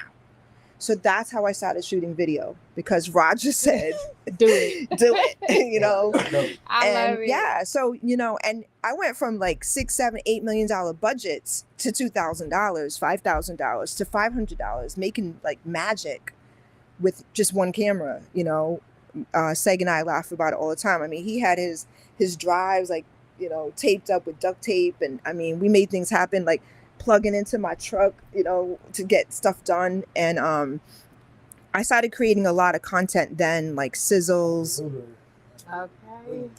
I mean, yeah, that's the name of his company. So Gorilla. Yeah. Like we just went Gorilla, and I once you learn those techniques, but owning my own equipment was the best investment I made. And trust me, as they keep advancing to this 5-point, this version and this version and this version, I'm sticking with my Panasonic GH4s because they still work just as good as what they need to work. And that's I'm a documentarian, so it doesn't matter what format. Nowadays, you can shoot a whole film, as you know, on your phone. So, you can't let that stop you.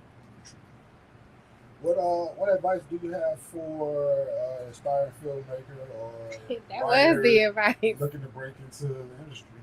Start writing. Do it. Just do it. Yeah. I don't want to steal from Nike, but like, yeah, but no, it's nah, they stole from us. Yeah, exactly. Like even like when I was at Turner and they were like TNT, we know drama. I was like, shoot, we've been saying that in my family all my life. Like this ain't nothing. We're branded off of we know drama. Like what? Like, but damn, we should have coined that phrase. Why don't we make some coins off of that? So what's the dumbest phrase you really have to just literally do it and not get in the way. Like, because while you're thinking about it, somebody's already got their stuff done. Like Bill Duke talked about Steven Soderbergh. Steven Soderbergh is huge. If look him up. Yeah. One of the films that Bill did was done with like 5, 8, like when we had 8 pluses or whatever, 5 8 plus iPhones.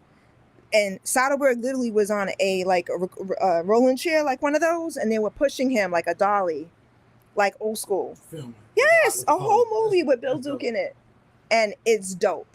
So anyway, yeah, don't wait. Look at Issa Rae.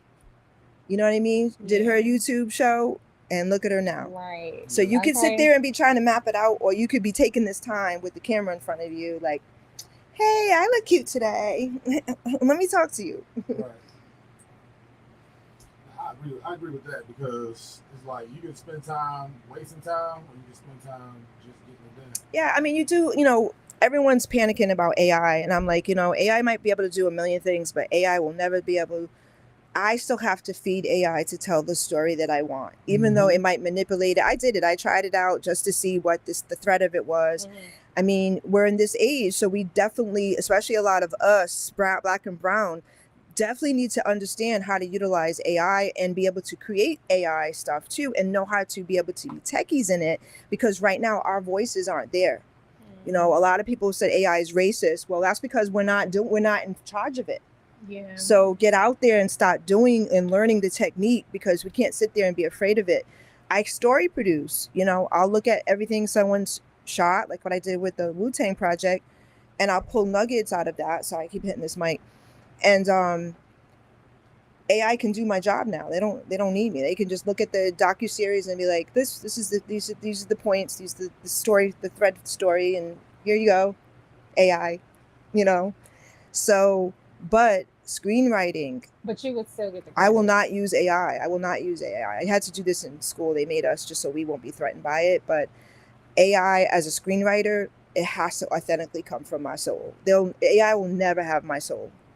So no matter how many, they could go ahead and try to write a story that I did, it'll never have the heartbeat, the soul, the blood, sweat, and tears, the real dynamic of what goes into each act, and like the stuff that you know. The experience that you put onto the paper. Yeah. Exactly. That's why I say tell your own stories. Right. Because they can't tell your story for you. You lived it. That's true. So, question: are there any particular films or filmmakers that you have had a significant impact? I mean, that have had a significant impact on your work? Yes. Ali Leroy, who's one of my mentors, he did Everybody Hates Chris, the Chris Rock show. He's an amazing writer, photographer.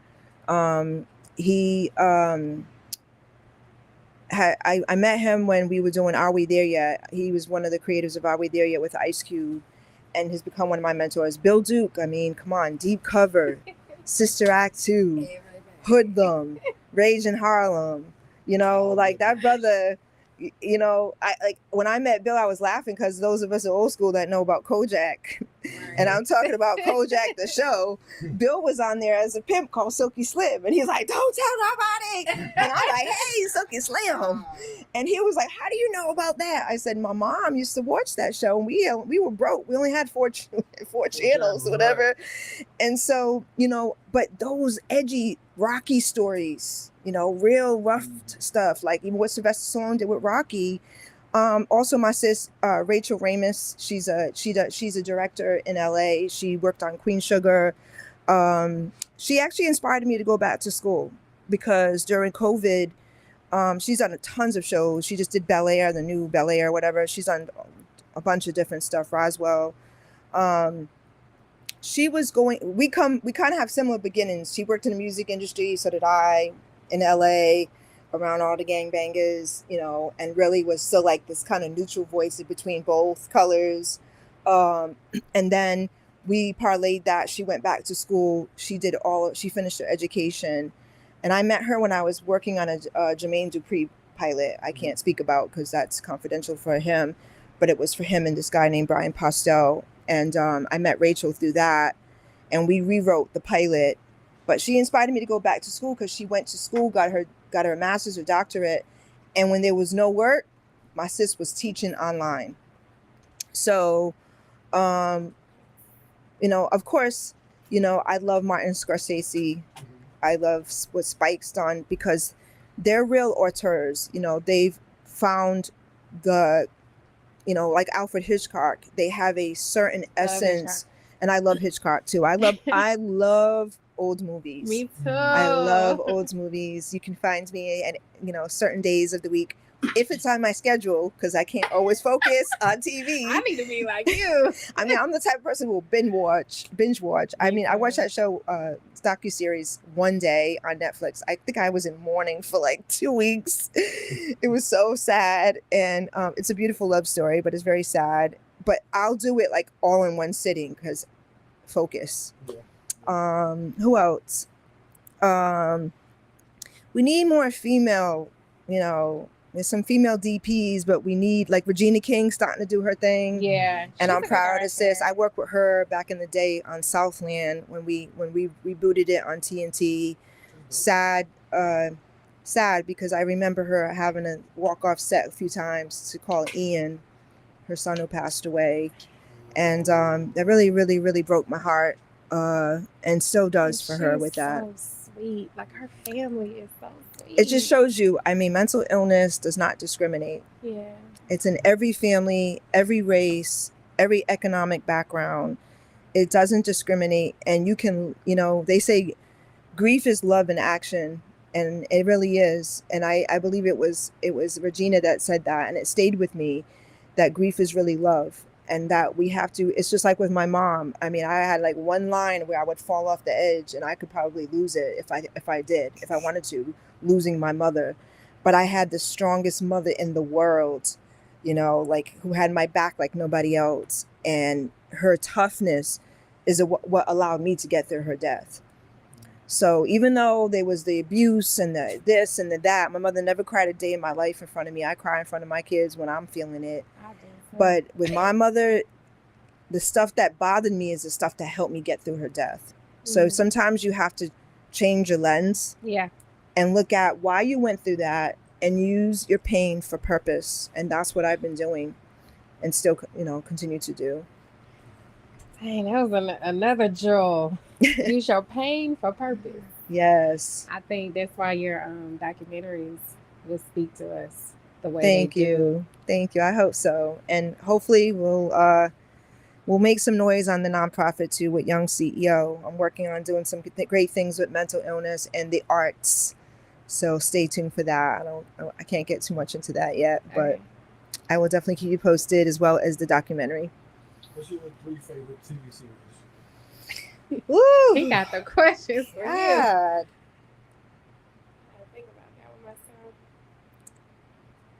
Ooh, I want to say different worlds. Okay. And you know, definitely one of the ones. Cosby Show. I mean, we could hate on Cosby, but do not hate on Cosby. Okay? I'll tell you, the Cosby Show made me think like, damn, it's possible. You know what I mean? Yeah. It's possible, and you know, those are the ones that really kind of, I guess, changed. And then The Sopranos. For like, you know, I didn't grow up with a black family, like father. One of my sister friends in LA, I called them the Huxtables because her mom is an attorney. Shout out to my sis, Nicole. The first successful family on TV. Yeah. Married. Married. Both of them got jobs. What's the name? The Jeffersons was before, right? So Jeffersons were we didn't see them raising their family. They already they were older. So the Cosby, the first time you see with the kids, right, raising the family. like it's when I honestly. It's about the issues that people go through every day, and they put that on TV. Yes, and it's where we started hearing more about HBCUs. I know Different World did, but you know, it was for me. I didn't have kids at the time, obviously, but then I started thinking, like, what do I want my kids to be? Like, where do I want them to go to school? I don't, you know, this is like common knowledge for people, but when you grow up and you raise yourself, I've been on my own since I was 16. I've been working since I was 9.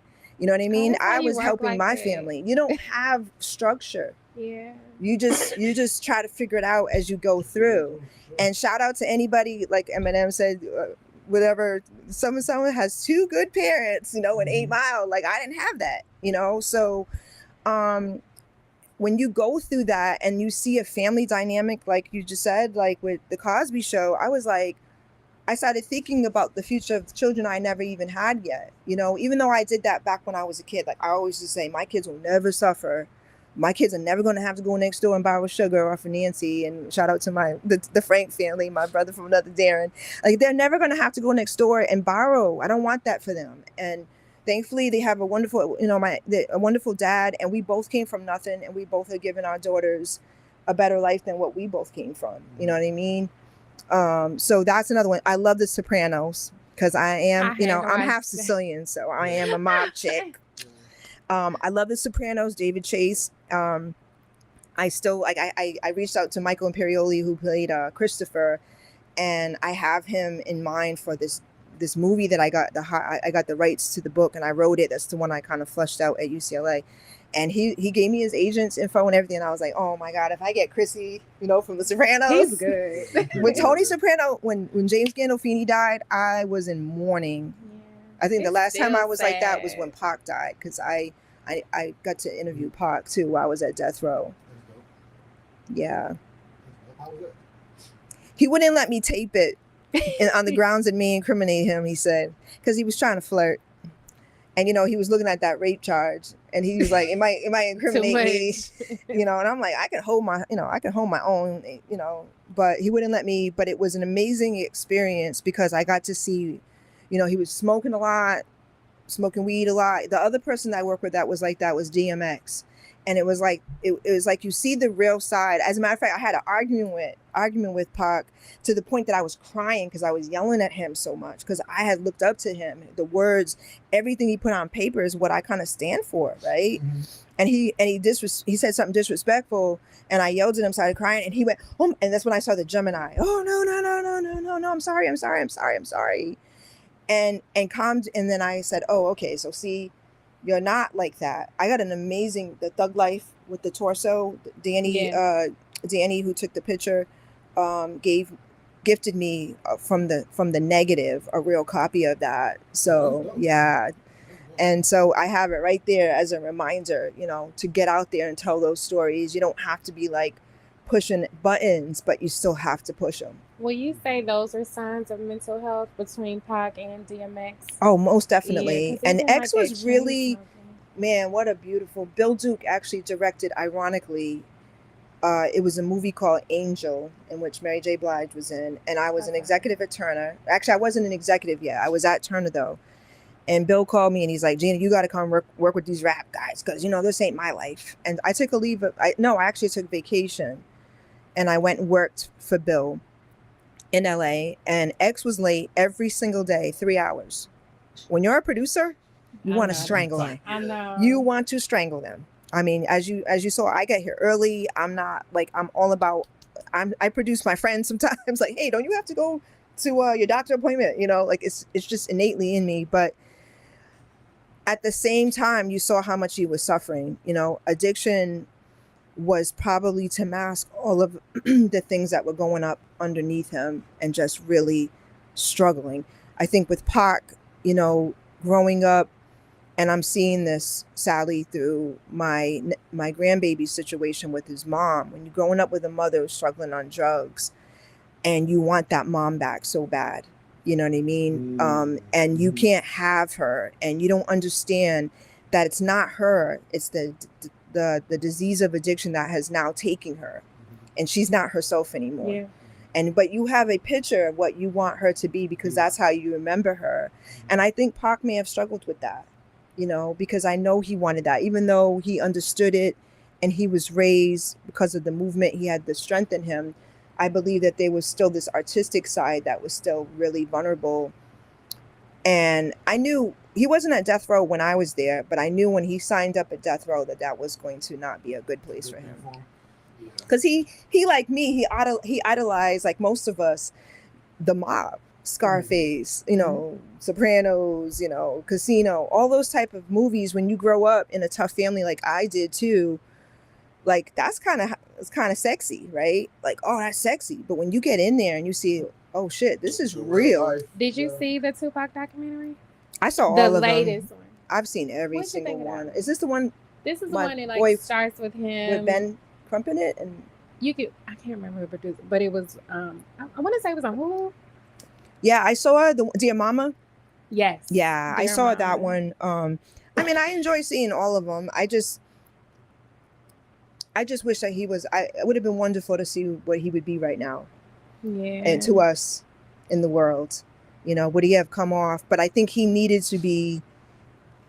I think he needed to die when he did, so that way his legacy could be what it is. Mm-hmm.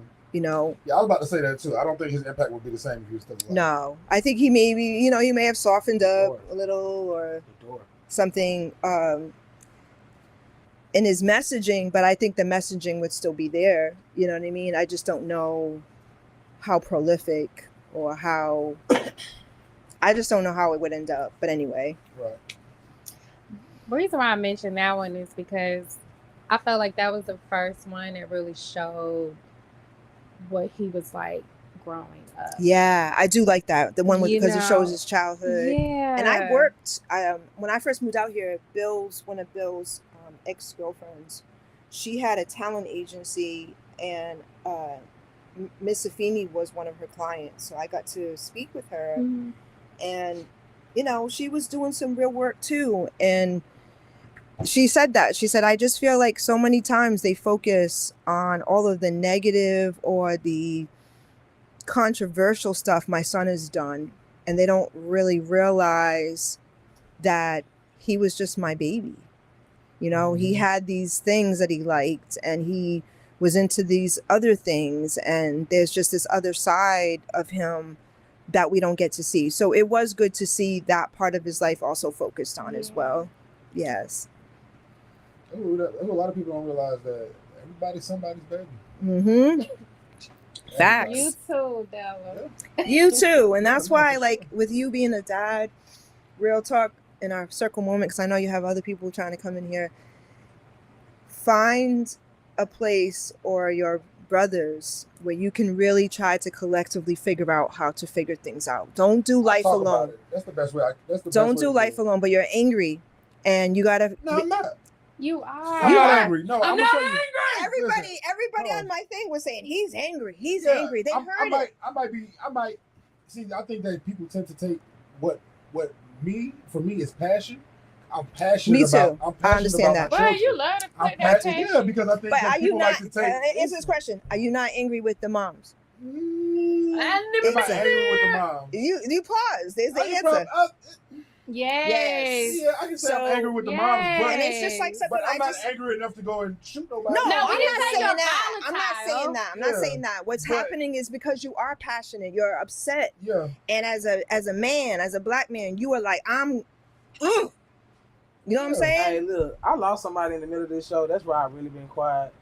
On top of that, so one, I'm so tired of people be trying to tell us what we really be feeling, what we be telling us. Which is why you have to just express it. Like you just sit there and try to tell them what you feel, and they try to tell you what you feeling.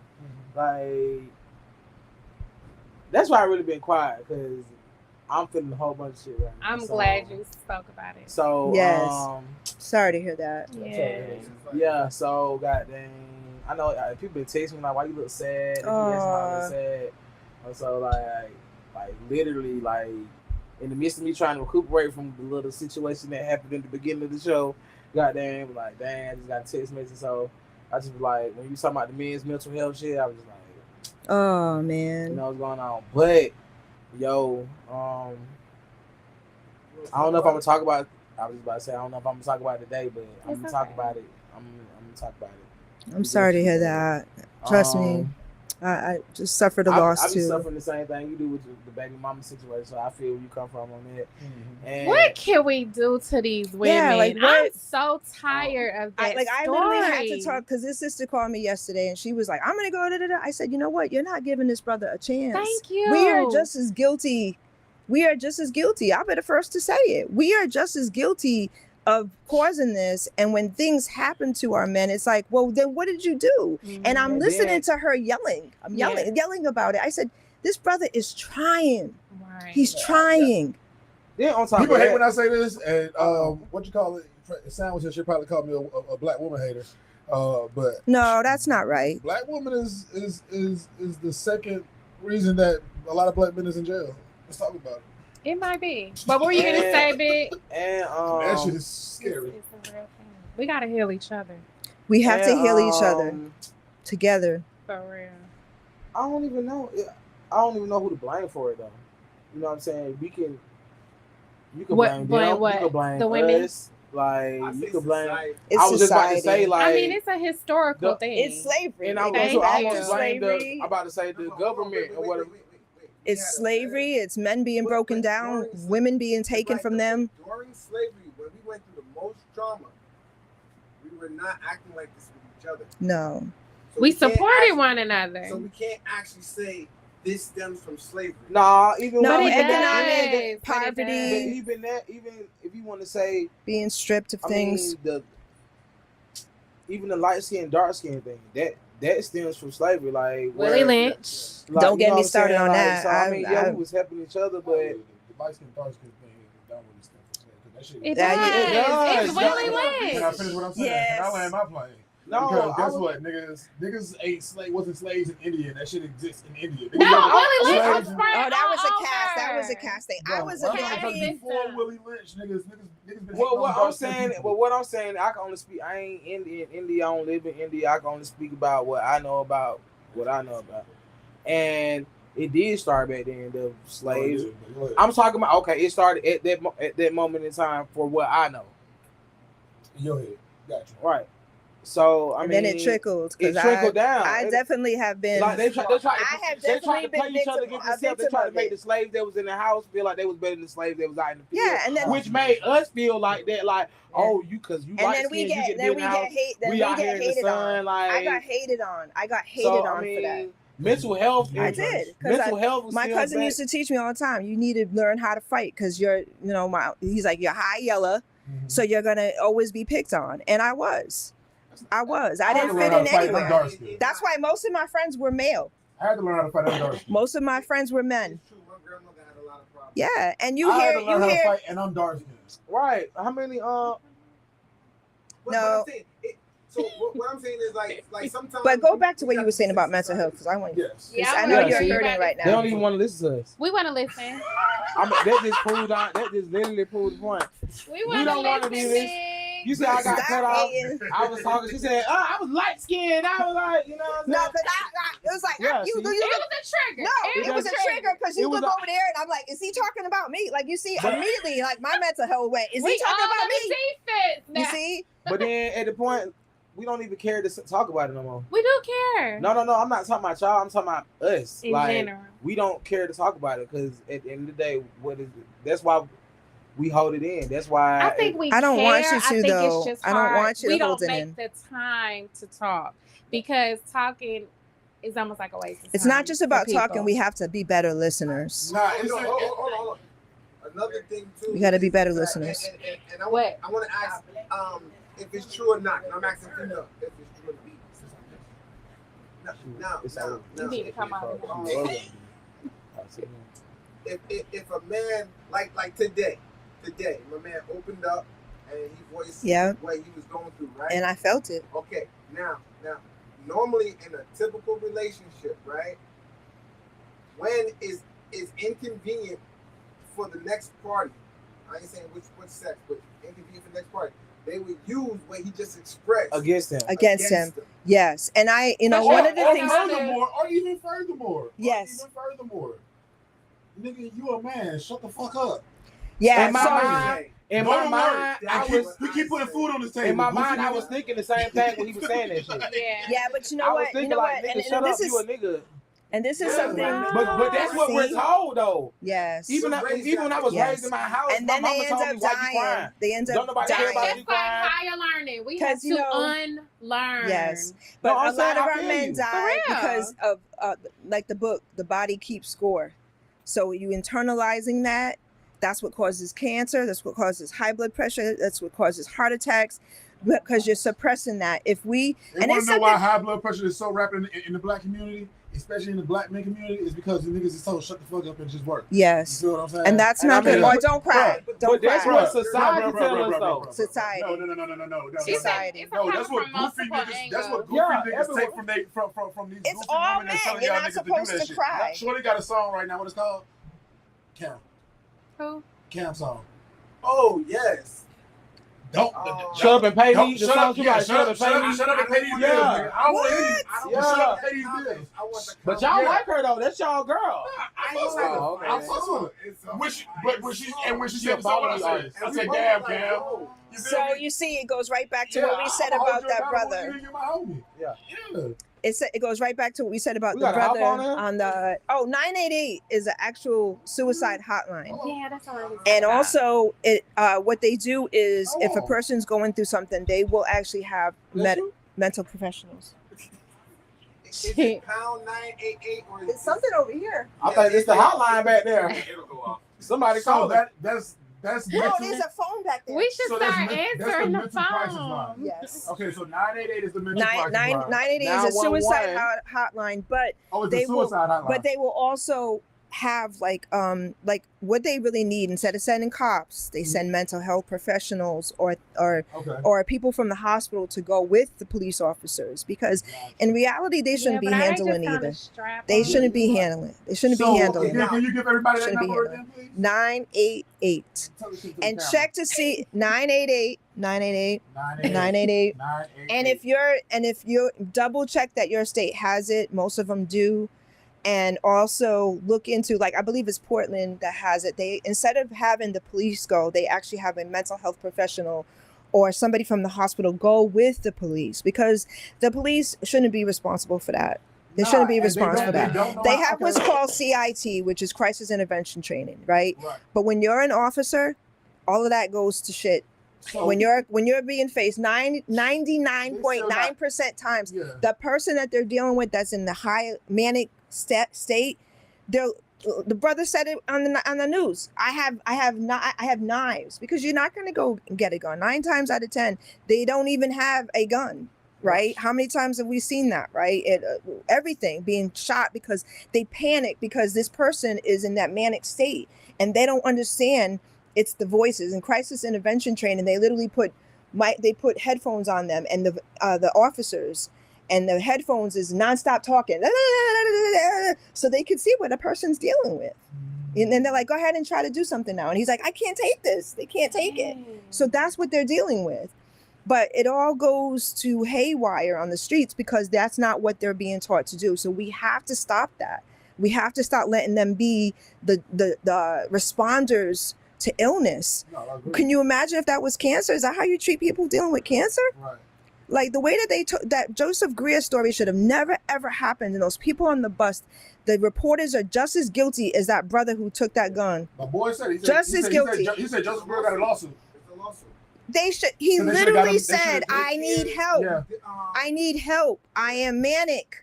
Those are buzzwords. Extreme mode. You don't have to be a psychiatrist. If you was a producer on that set. If I was sitting there, I would have been like, yo, like, give me the phone. I wouldn't even say give me the phone. I would have called 998. I'm like, Joseph, let me talk to you, brother. Mm-hmm. And me, because I know, I would have talked to him. I would have stopped it. I would have never. Do care, right? Do care means that. But that's what we do with cell phones. You have to leave me. We do the same thing with cell phones. And you're bleeding? Yeah, so you're dying? You're dying? Wait, he's dying? He just got shot? I still don't get. I've seen people be like, call the police and sit down. With the phone. I would have called. What are you talking about, guys? Yes. Like, hey, we got to call the police. We got to call the police. Go back to society. Like, society. Why did we get like that? Every generation, we get thrown some other stuff that throws us off, that disconnects us. And it's not even just men and women. Business, friendship, it breaks relationships. And yes. They call it stress enough. And then when they call it stress enough, then they give us the coping mechanism to what they gave us to stress out about. Right. And then now we get all confused and things like that. We need more safe spaces. Like I love what Next Level Academy is doing. I mentioned them earlier. They're here in Georgia. They work with Fulton County. As a matter of fact, Honcho was just like visited because in lieu of going to prison for dumb stuff, they literally have teamed up with Fulton County to be able to decompress these young men from all of the things. They're not helping them really with trauma. Right now, it's just a safe place to vent. And that's what y'all need, is just a safe place to vent. And then you need to pull in a mental health professional. It could be a man, who looks like you. And there are lots of them. Rashawn Miller, I know he's in my documentary. I know the brother, he deals with that because he dealt with it himself. He tried to kill himself 3 times and then he became a mental health professional. He used his pain for purpose. They're out there, and it's just, you need to have a safe place to really come undone and vent and not judge. One of the practices even on my yoga practice is about attachments, attachments that we have, and releasing these attachments, because that's where our ego is so manifested. I can't say nothing. And this is my story. Well, detach from it and let it go, because we get so attached to it that we start telling ourselves that's what it is, when the outside world doesn't even look at us that way. For years, I thought everyone judged me in high school. I was the poor black kid from the projects, and no one even cared. It was me. It was always me. So, yeah, no one cared. That's deep. I told that story to myself. That's real. That's real. See, and like you were saying, I know. So one of my baby mothers, she suffered with mental illness. I don't know what she suffered with, because she don't want to get the proper help. But that's something that killed, the relationship and trying to co-parent and everything, is because she's dealing with mental health. And me, I'm not a trained professional on dealing with mental health. So my when she's acting out, my reaction is to deal with her as if she's just a regular thinking person. And at the time, I'm not even knowing that it's mental health when I was dealing with it. You feel what I'm saying? I didn't find this out until after. You know what I'm saying? So, because I don't know. I don't know. Because you don't know it. It does. Yeah. You know what I'm saying? That's the biggest thing. You don't know what's known. I caught a case because. Yeah, you don't know. Straight up. Unless you're being like Joseph Greer, who's telling you don't know. That was one of the things at my nephew's funeral on Monday, when one of his best friends came up to the mic. She said, at the podium, was saying, he always smiled. All his pictures, everything looks happy. But behind closed doors, he was suffering in silence. And a lot of times when we see somebody getting high or drinking too much, we like, oh, they just like to party. But have you ever asked them, what's wrong? Them usually the people that's going through something. Yes, what's wrong? Why are you ain't doing? Nobody always happy all My the time. sister is the same. Right. She ended her life with a gun, but sorry to hear that. She was suffering through mental illness as well, through depression, and just the woes of life. I'm sorry to hear that. After, after watching her suicide video, you saw it? Yeah. So how are you dealing with that? Not her killing herself, but her saying why? Yeah, and it was just the woes of life. But how have you gotten help for that? Do you realize there's like survivor guilt? There's survivor knowing. I guess I just deal with it in my own way as well. You know what I mean? But it manifests. It might not manifest in the way that we know. Only you know. I'm not going to tell you your story. You can only tell me your story, right? It's like what you were saying earlier. You're right. Like, we can't say that's it.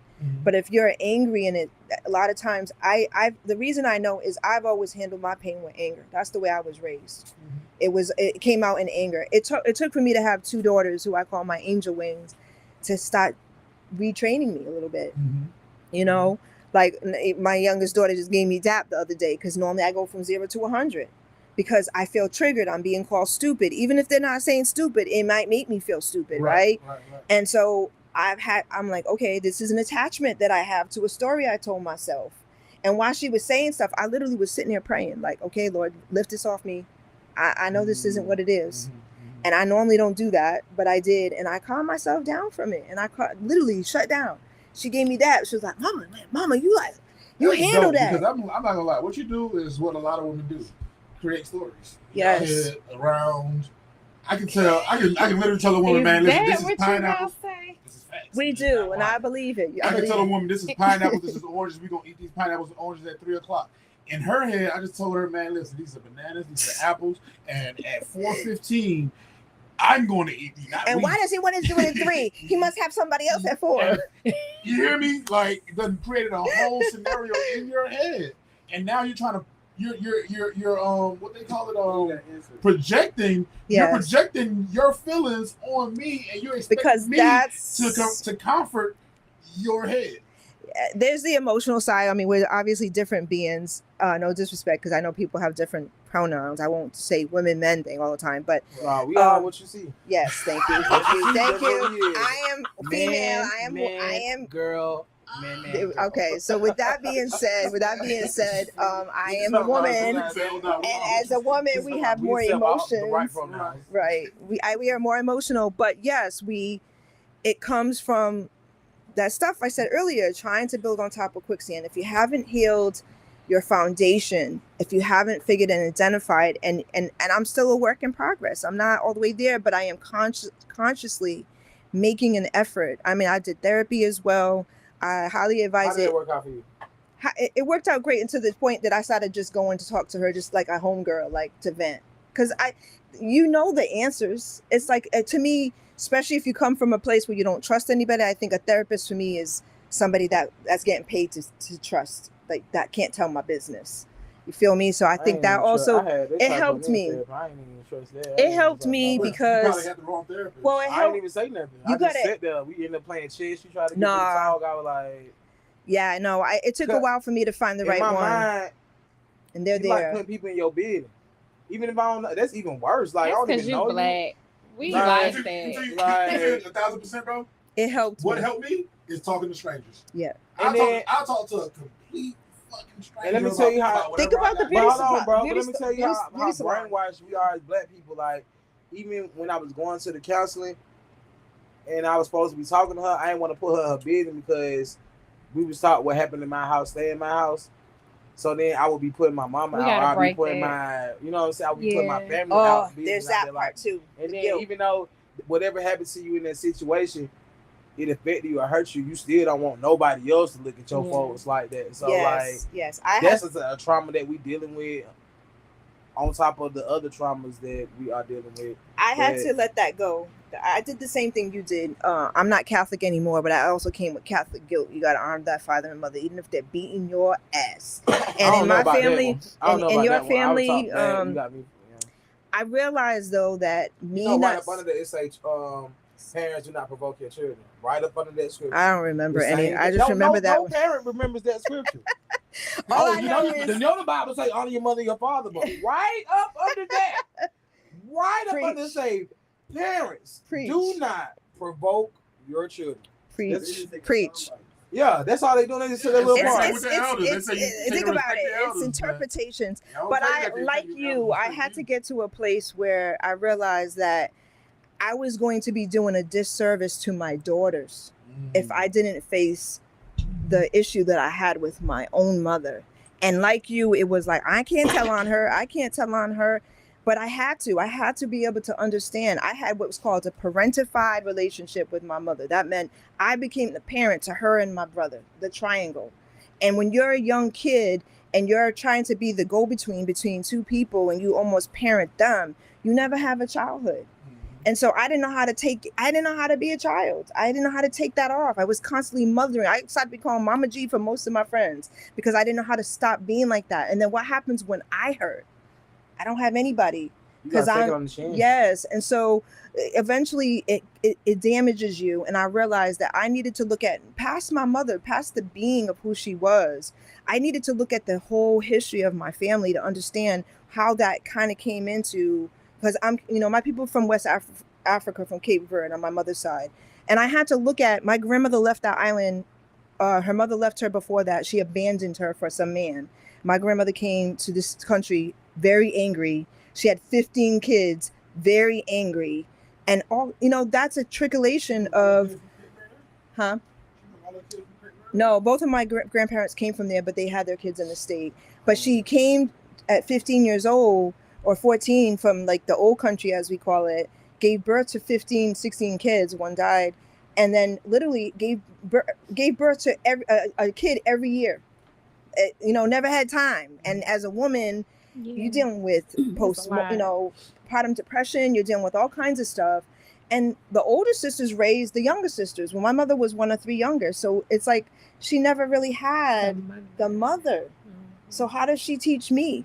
So how does she become? So you almost have to forgive them and let it go, but understand this is the damage that was done. So let me face that damage. It's not so much about the person, even though it came from that vehicle.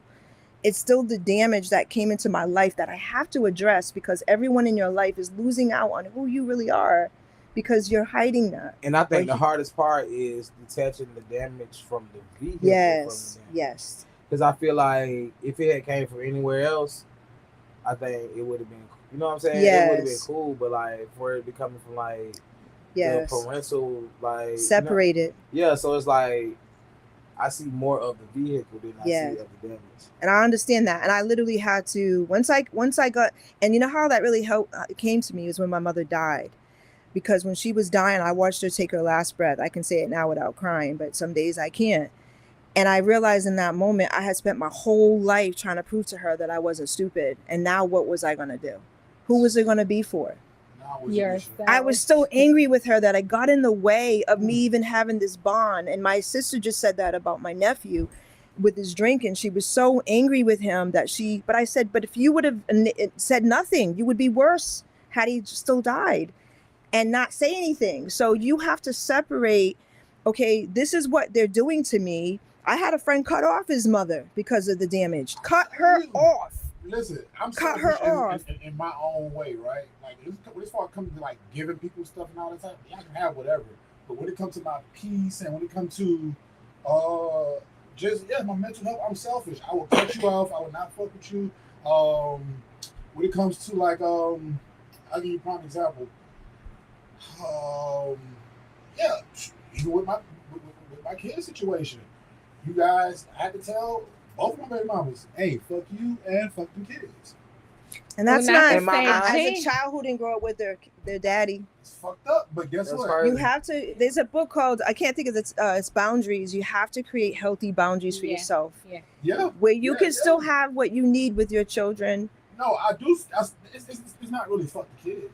Yeah. We're gonna have to roll up on her. In order for you to get it, fuck you and fuck them kids. Yeah. Well, clearly we need to talk. Yeah, and I know I gotta go. I took up a lot of your time.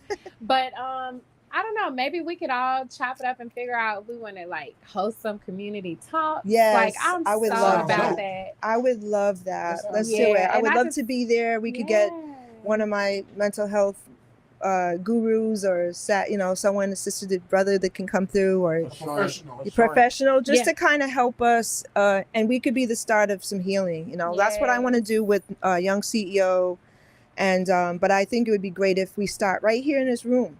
Yes. So let's do it. I'm with it. Yeah, like just a safe circle, of safe circle. Safe circle. There you go. I love it. Safe circle. Make sure y'all let her know in advance because she got to put in her planner.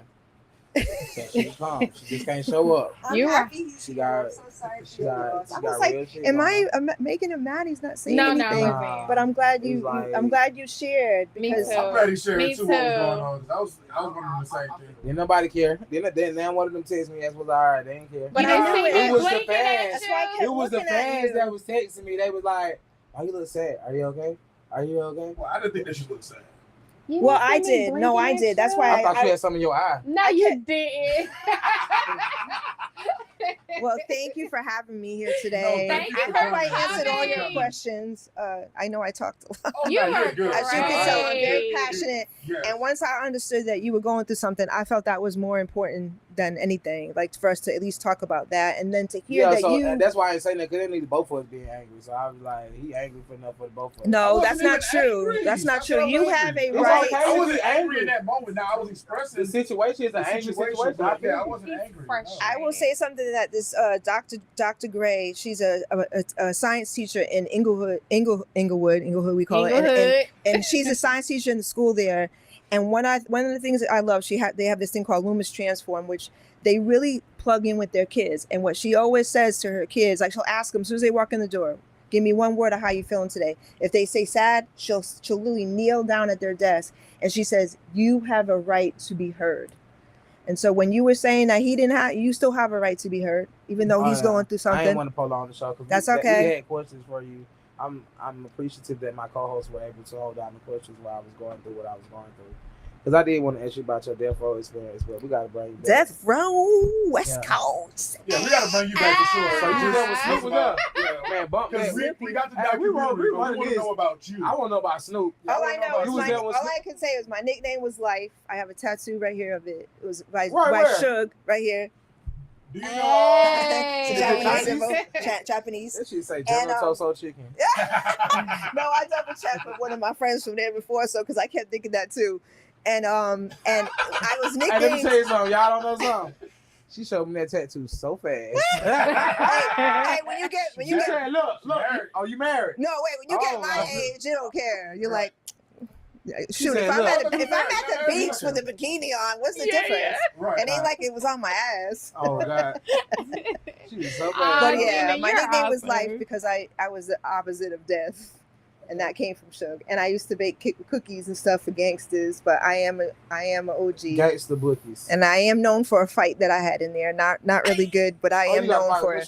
No. I'm known. That's for another day. So you got to bring you back. We got to talk about it. We got to talk about it. No, not Michelle. Not Michelle. So are you originally from the West Coast? No, I'm originally from a small town in Fall River, Massachusetts. Shout out to the Riv, to all my people. If you're looking, yes. That's from like a real tough city where there's all communities from Irish to Lebanese, Black, Italian. It's an immigrant city when I was coming up. And even the old lady that works at Marcucci's Grind is my favorite grinder shop. Will cuss you out. It's called Marcucci's, which is hilarious. I thought she said her coochie which grind. Is hilarious, right? Is that a yoga move? She said she do yoga. I'm gonna get some and there's beef. And it's so funny because we never knew growing up like that was going to be a word, you know what I mean? And there's like the fight between the Marcucci's and the Marzillas. So like, you know, they're two. Okay. But even the old lady in there will talk shit to you. Like everybody in my hometown is like that. No matter what race they are. So I came, when I went to death row, I was still like that. So that's why it was easy for me to decide. Yeah. So can you I was. Your food? Yes, I can. That nigga vegan. I make a lot of cake. You make vegan food? I can make anything. My mother was. Italians don't be making that vegan. Gotta have a sausage. Yes, and Portuguese food. Yes. So you we have a Cape Verdean festival here in Atlanta, and around Father's Day they have them here in Atlanta. CV Fest. You can have cachupa.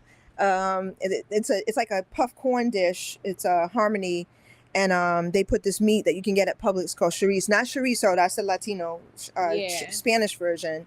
But chorizo is different. And they use it inside the Portuguese food. What is chorizo? Chorizo is like a sausage. It's definitely, if you don't eat pork, then you wouldn't want it. But sausage. It's really, really good. That's how you say sausage. Now, it's how you talking for Viva. Man. Our accent's like Mass York. Hey, yo, Anthony. Anthony. That's the only reason I like my name Anthony, because it's my dad. Prince Spaghetti Day. I have one of those. My daughter bought me one with my mother in it. Oh yeah, my dad and my grandma on the other side. Oh, that's nice. Can we say peace to the people? This was great. So thank you. I hope before we leave, I want y'all to take a breath. Let's release. Let's release what we just talked about. I want you to be still in your seat and be calm and quiet and let go of what no longer serves you. Breathe it out and breathe in all the positive energy, love, and light. And may God bless you all. Can you tell the people where they can find you? At GINABARBOZA. That's the Cape Verdean last name. Gina Barboza is my Instagram. If you go on there, you can pretty much see Balance and Acts ENT. a young CEO, INC, G Life Yoga, Racked Up Boutique. I got lots of jobs, man. But yeah, if you go to the main page, I'm on there. Of course, on LinkedIn, I'm under Gina Barboza, but my most important job of all is being mama to Sasha and Mariah. Shout out to Sasha and Mariah. I thought you said Sasha and Malia. I thought you said, come on, My baby, she has her own eyelash business called Mink by Raya. She does eyelashes. My baby making more money than me. Okay. And then my oldest daughter, she does tattoos. She's an amazing artist. Okay. So anyway, thank you for having me. God bless anybody who stayed all this time.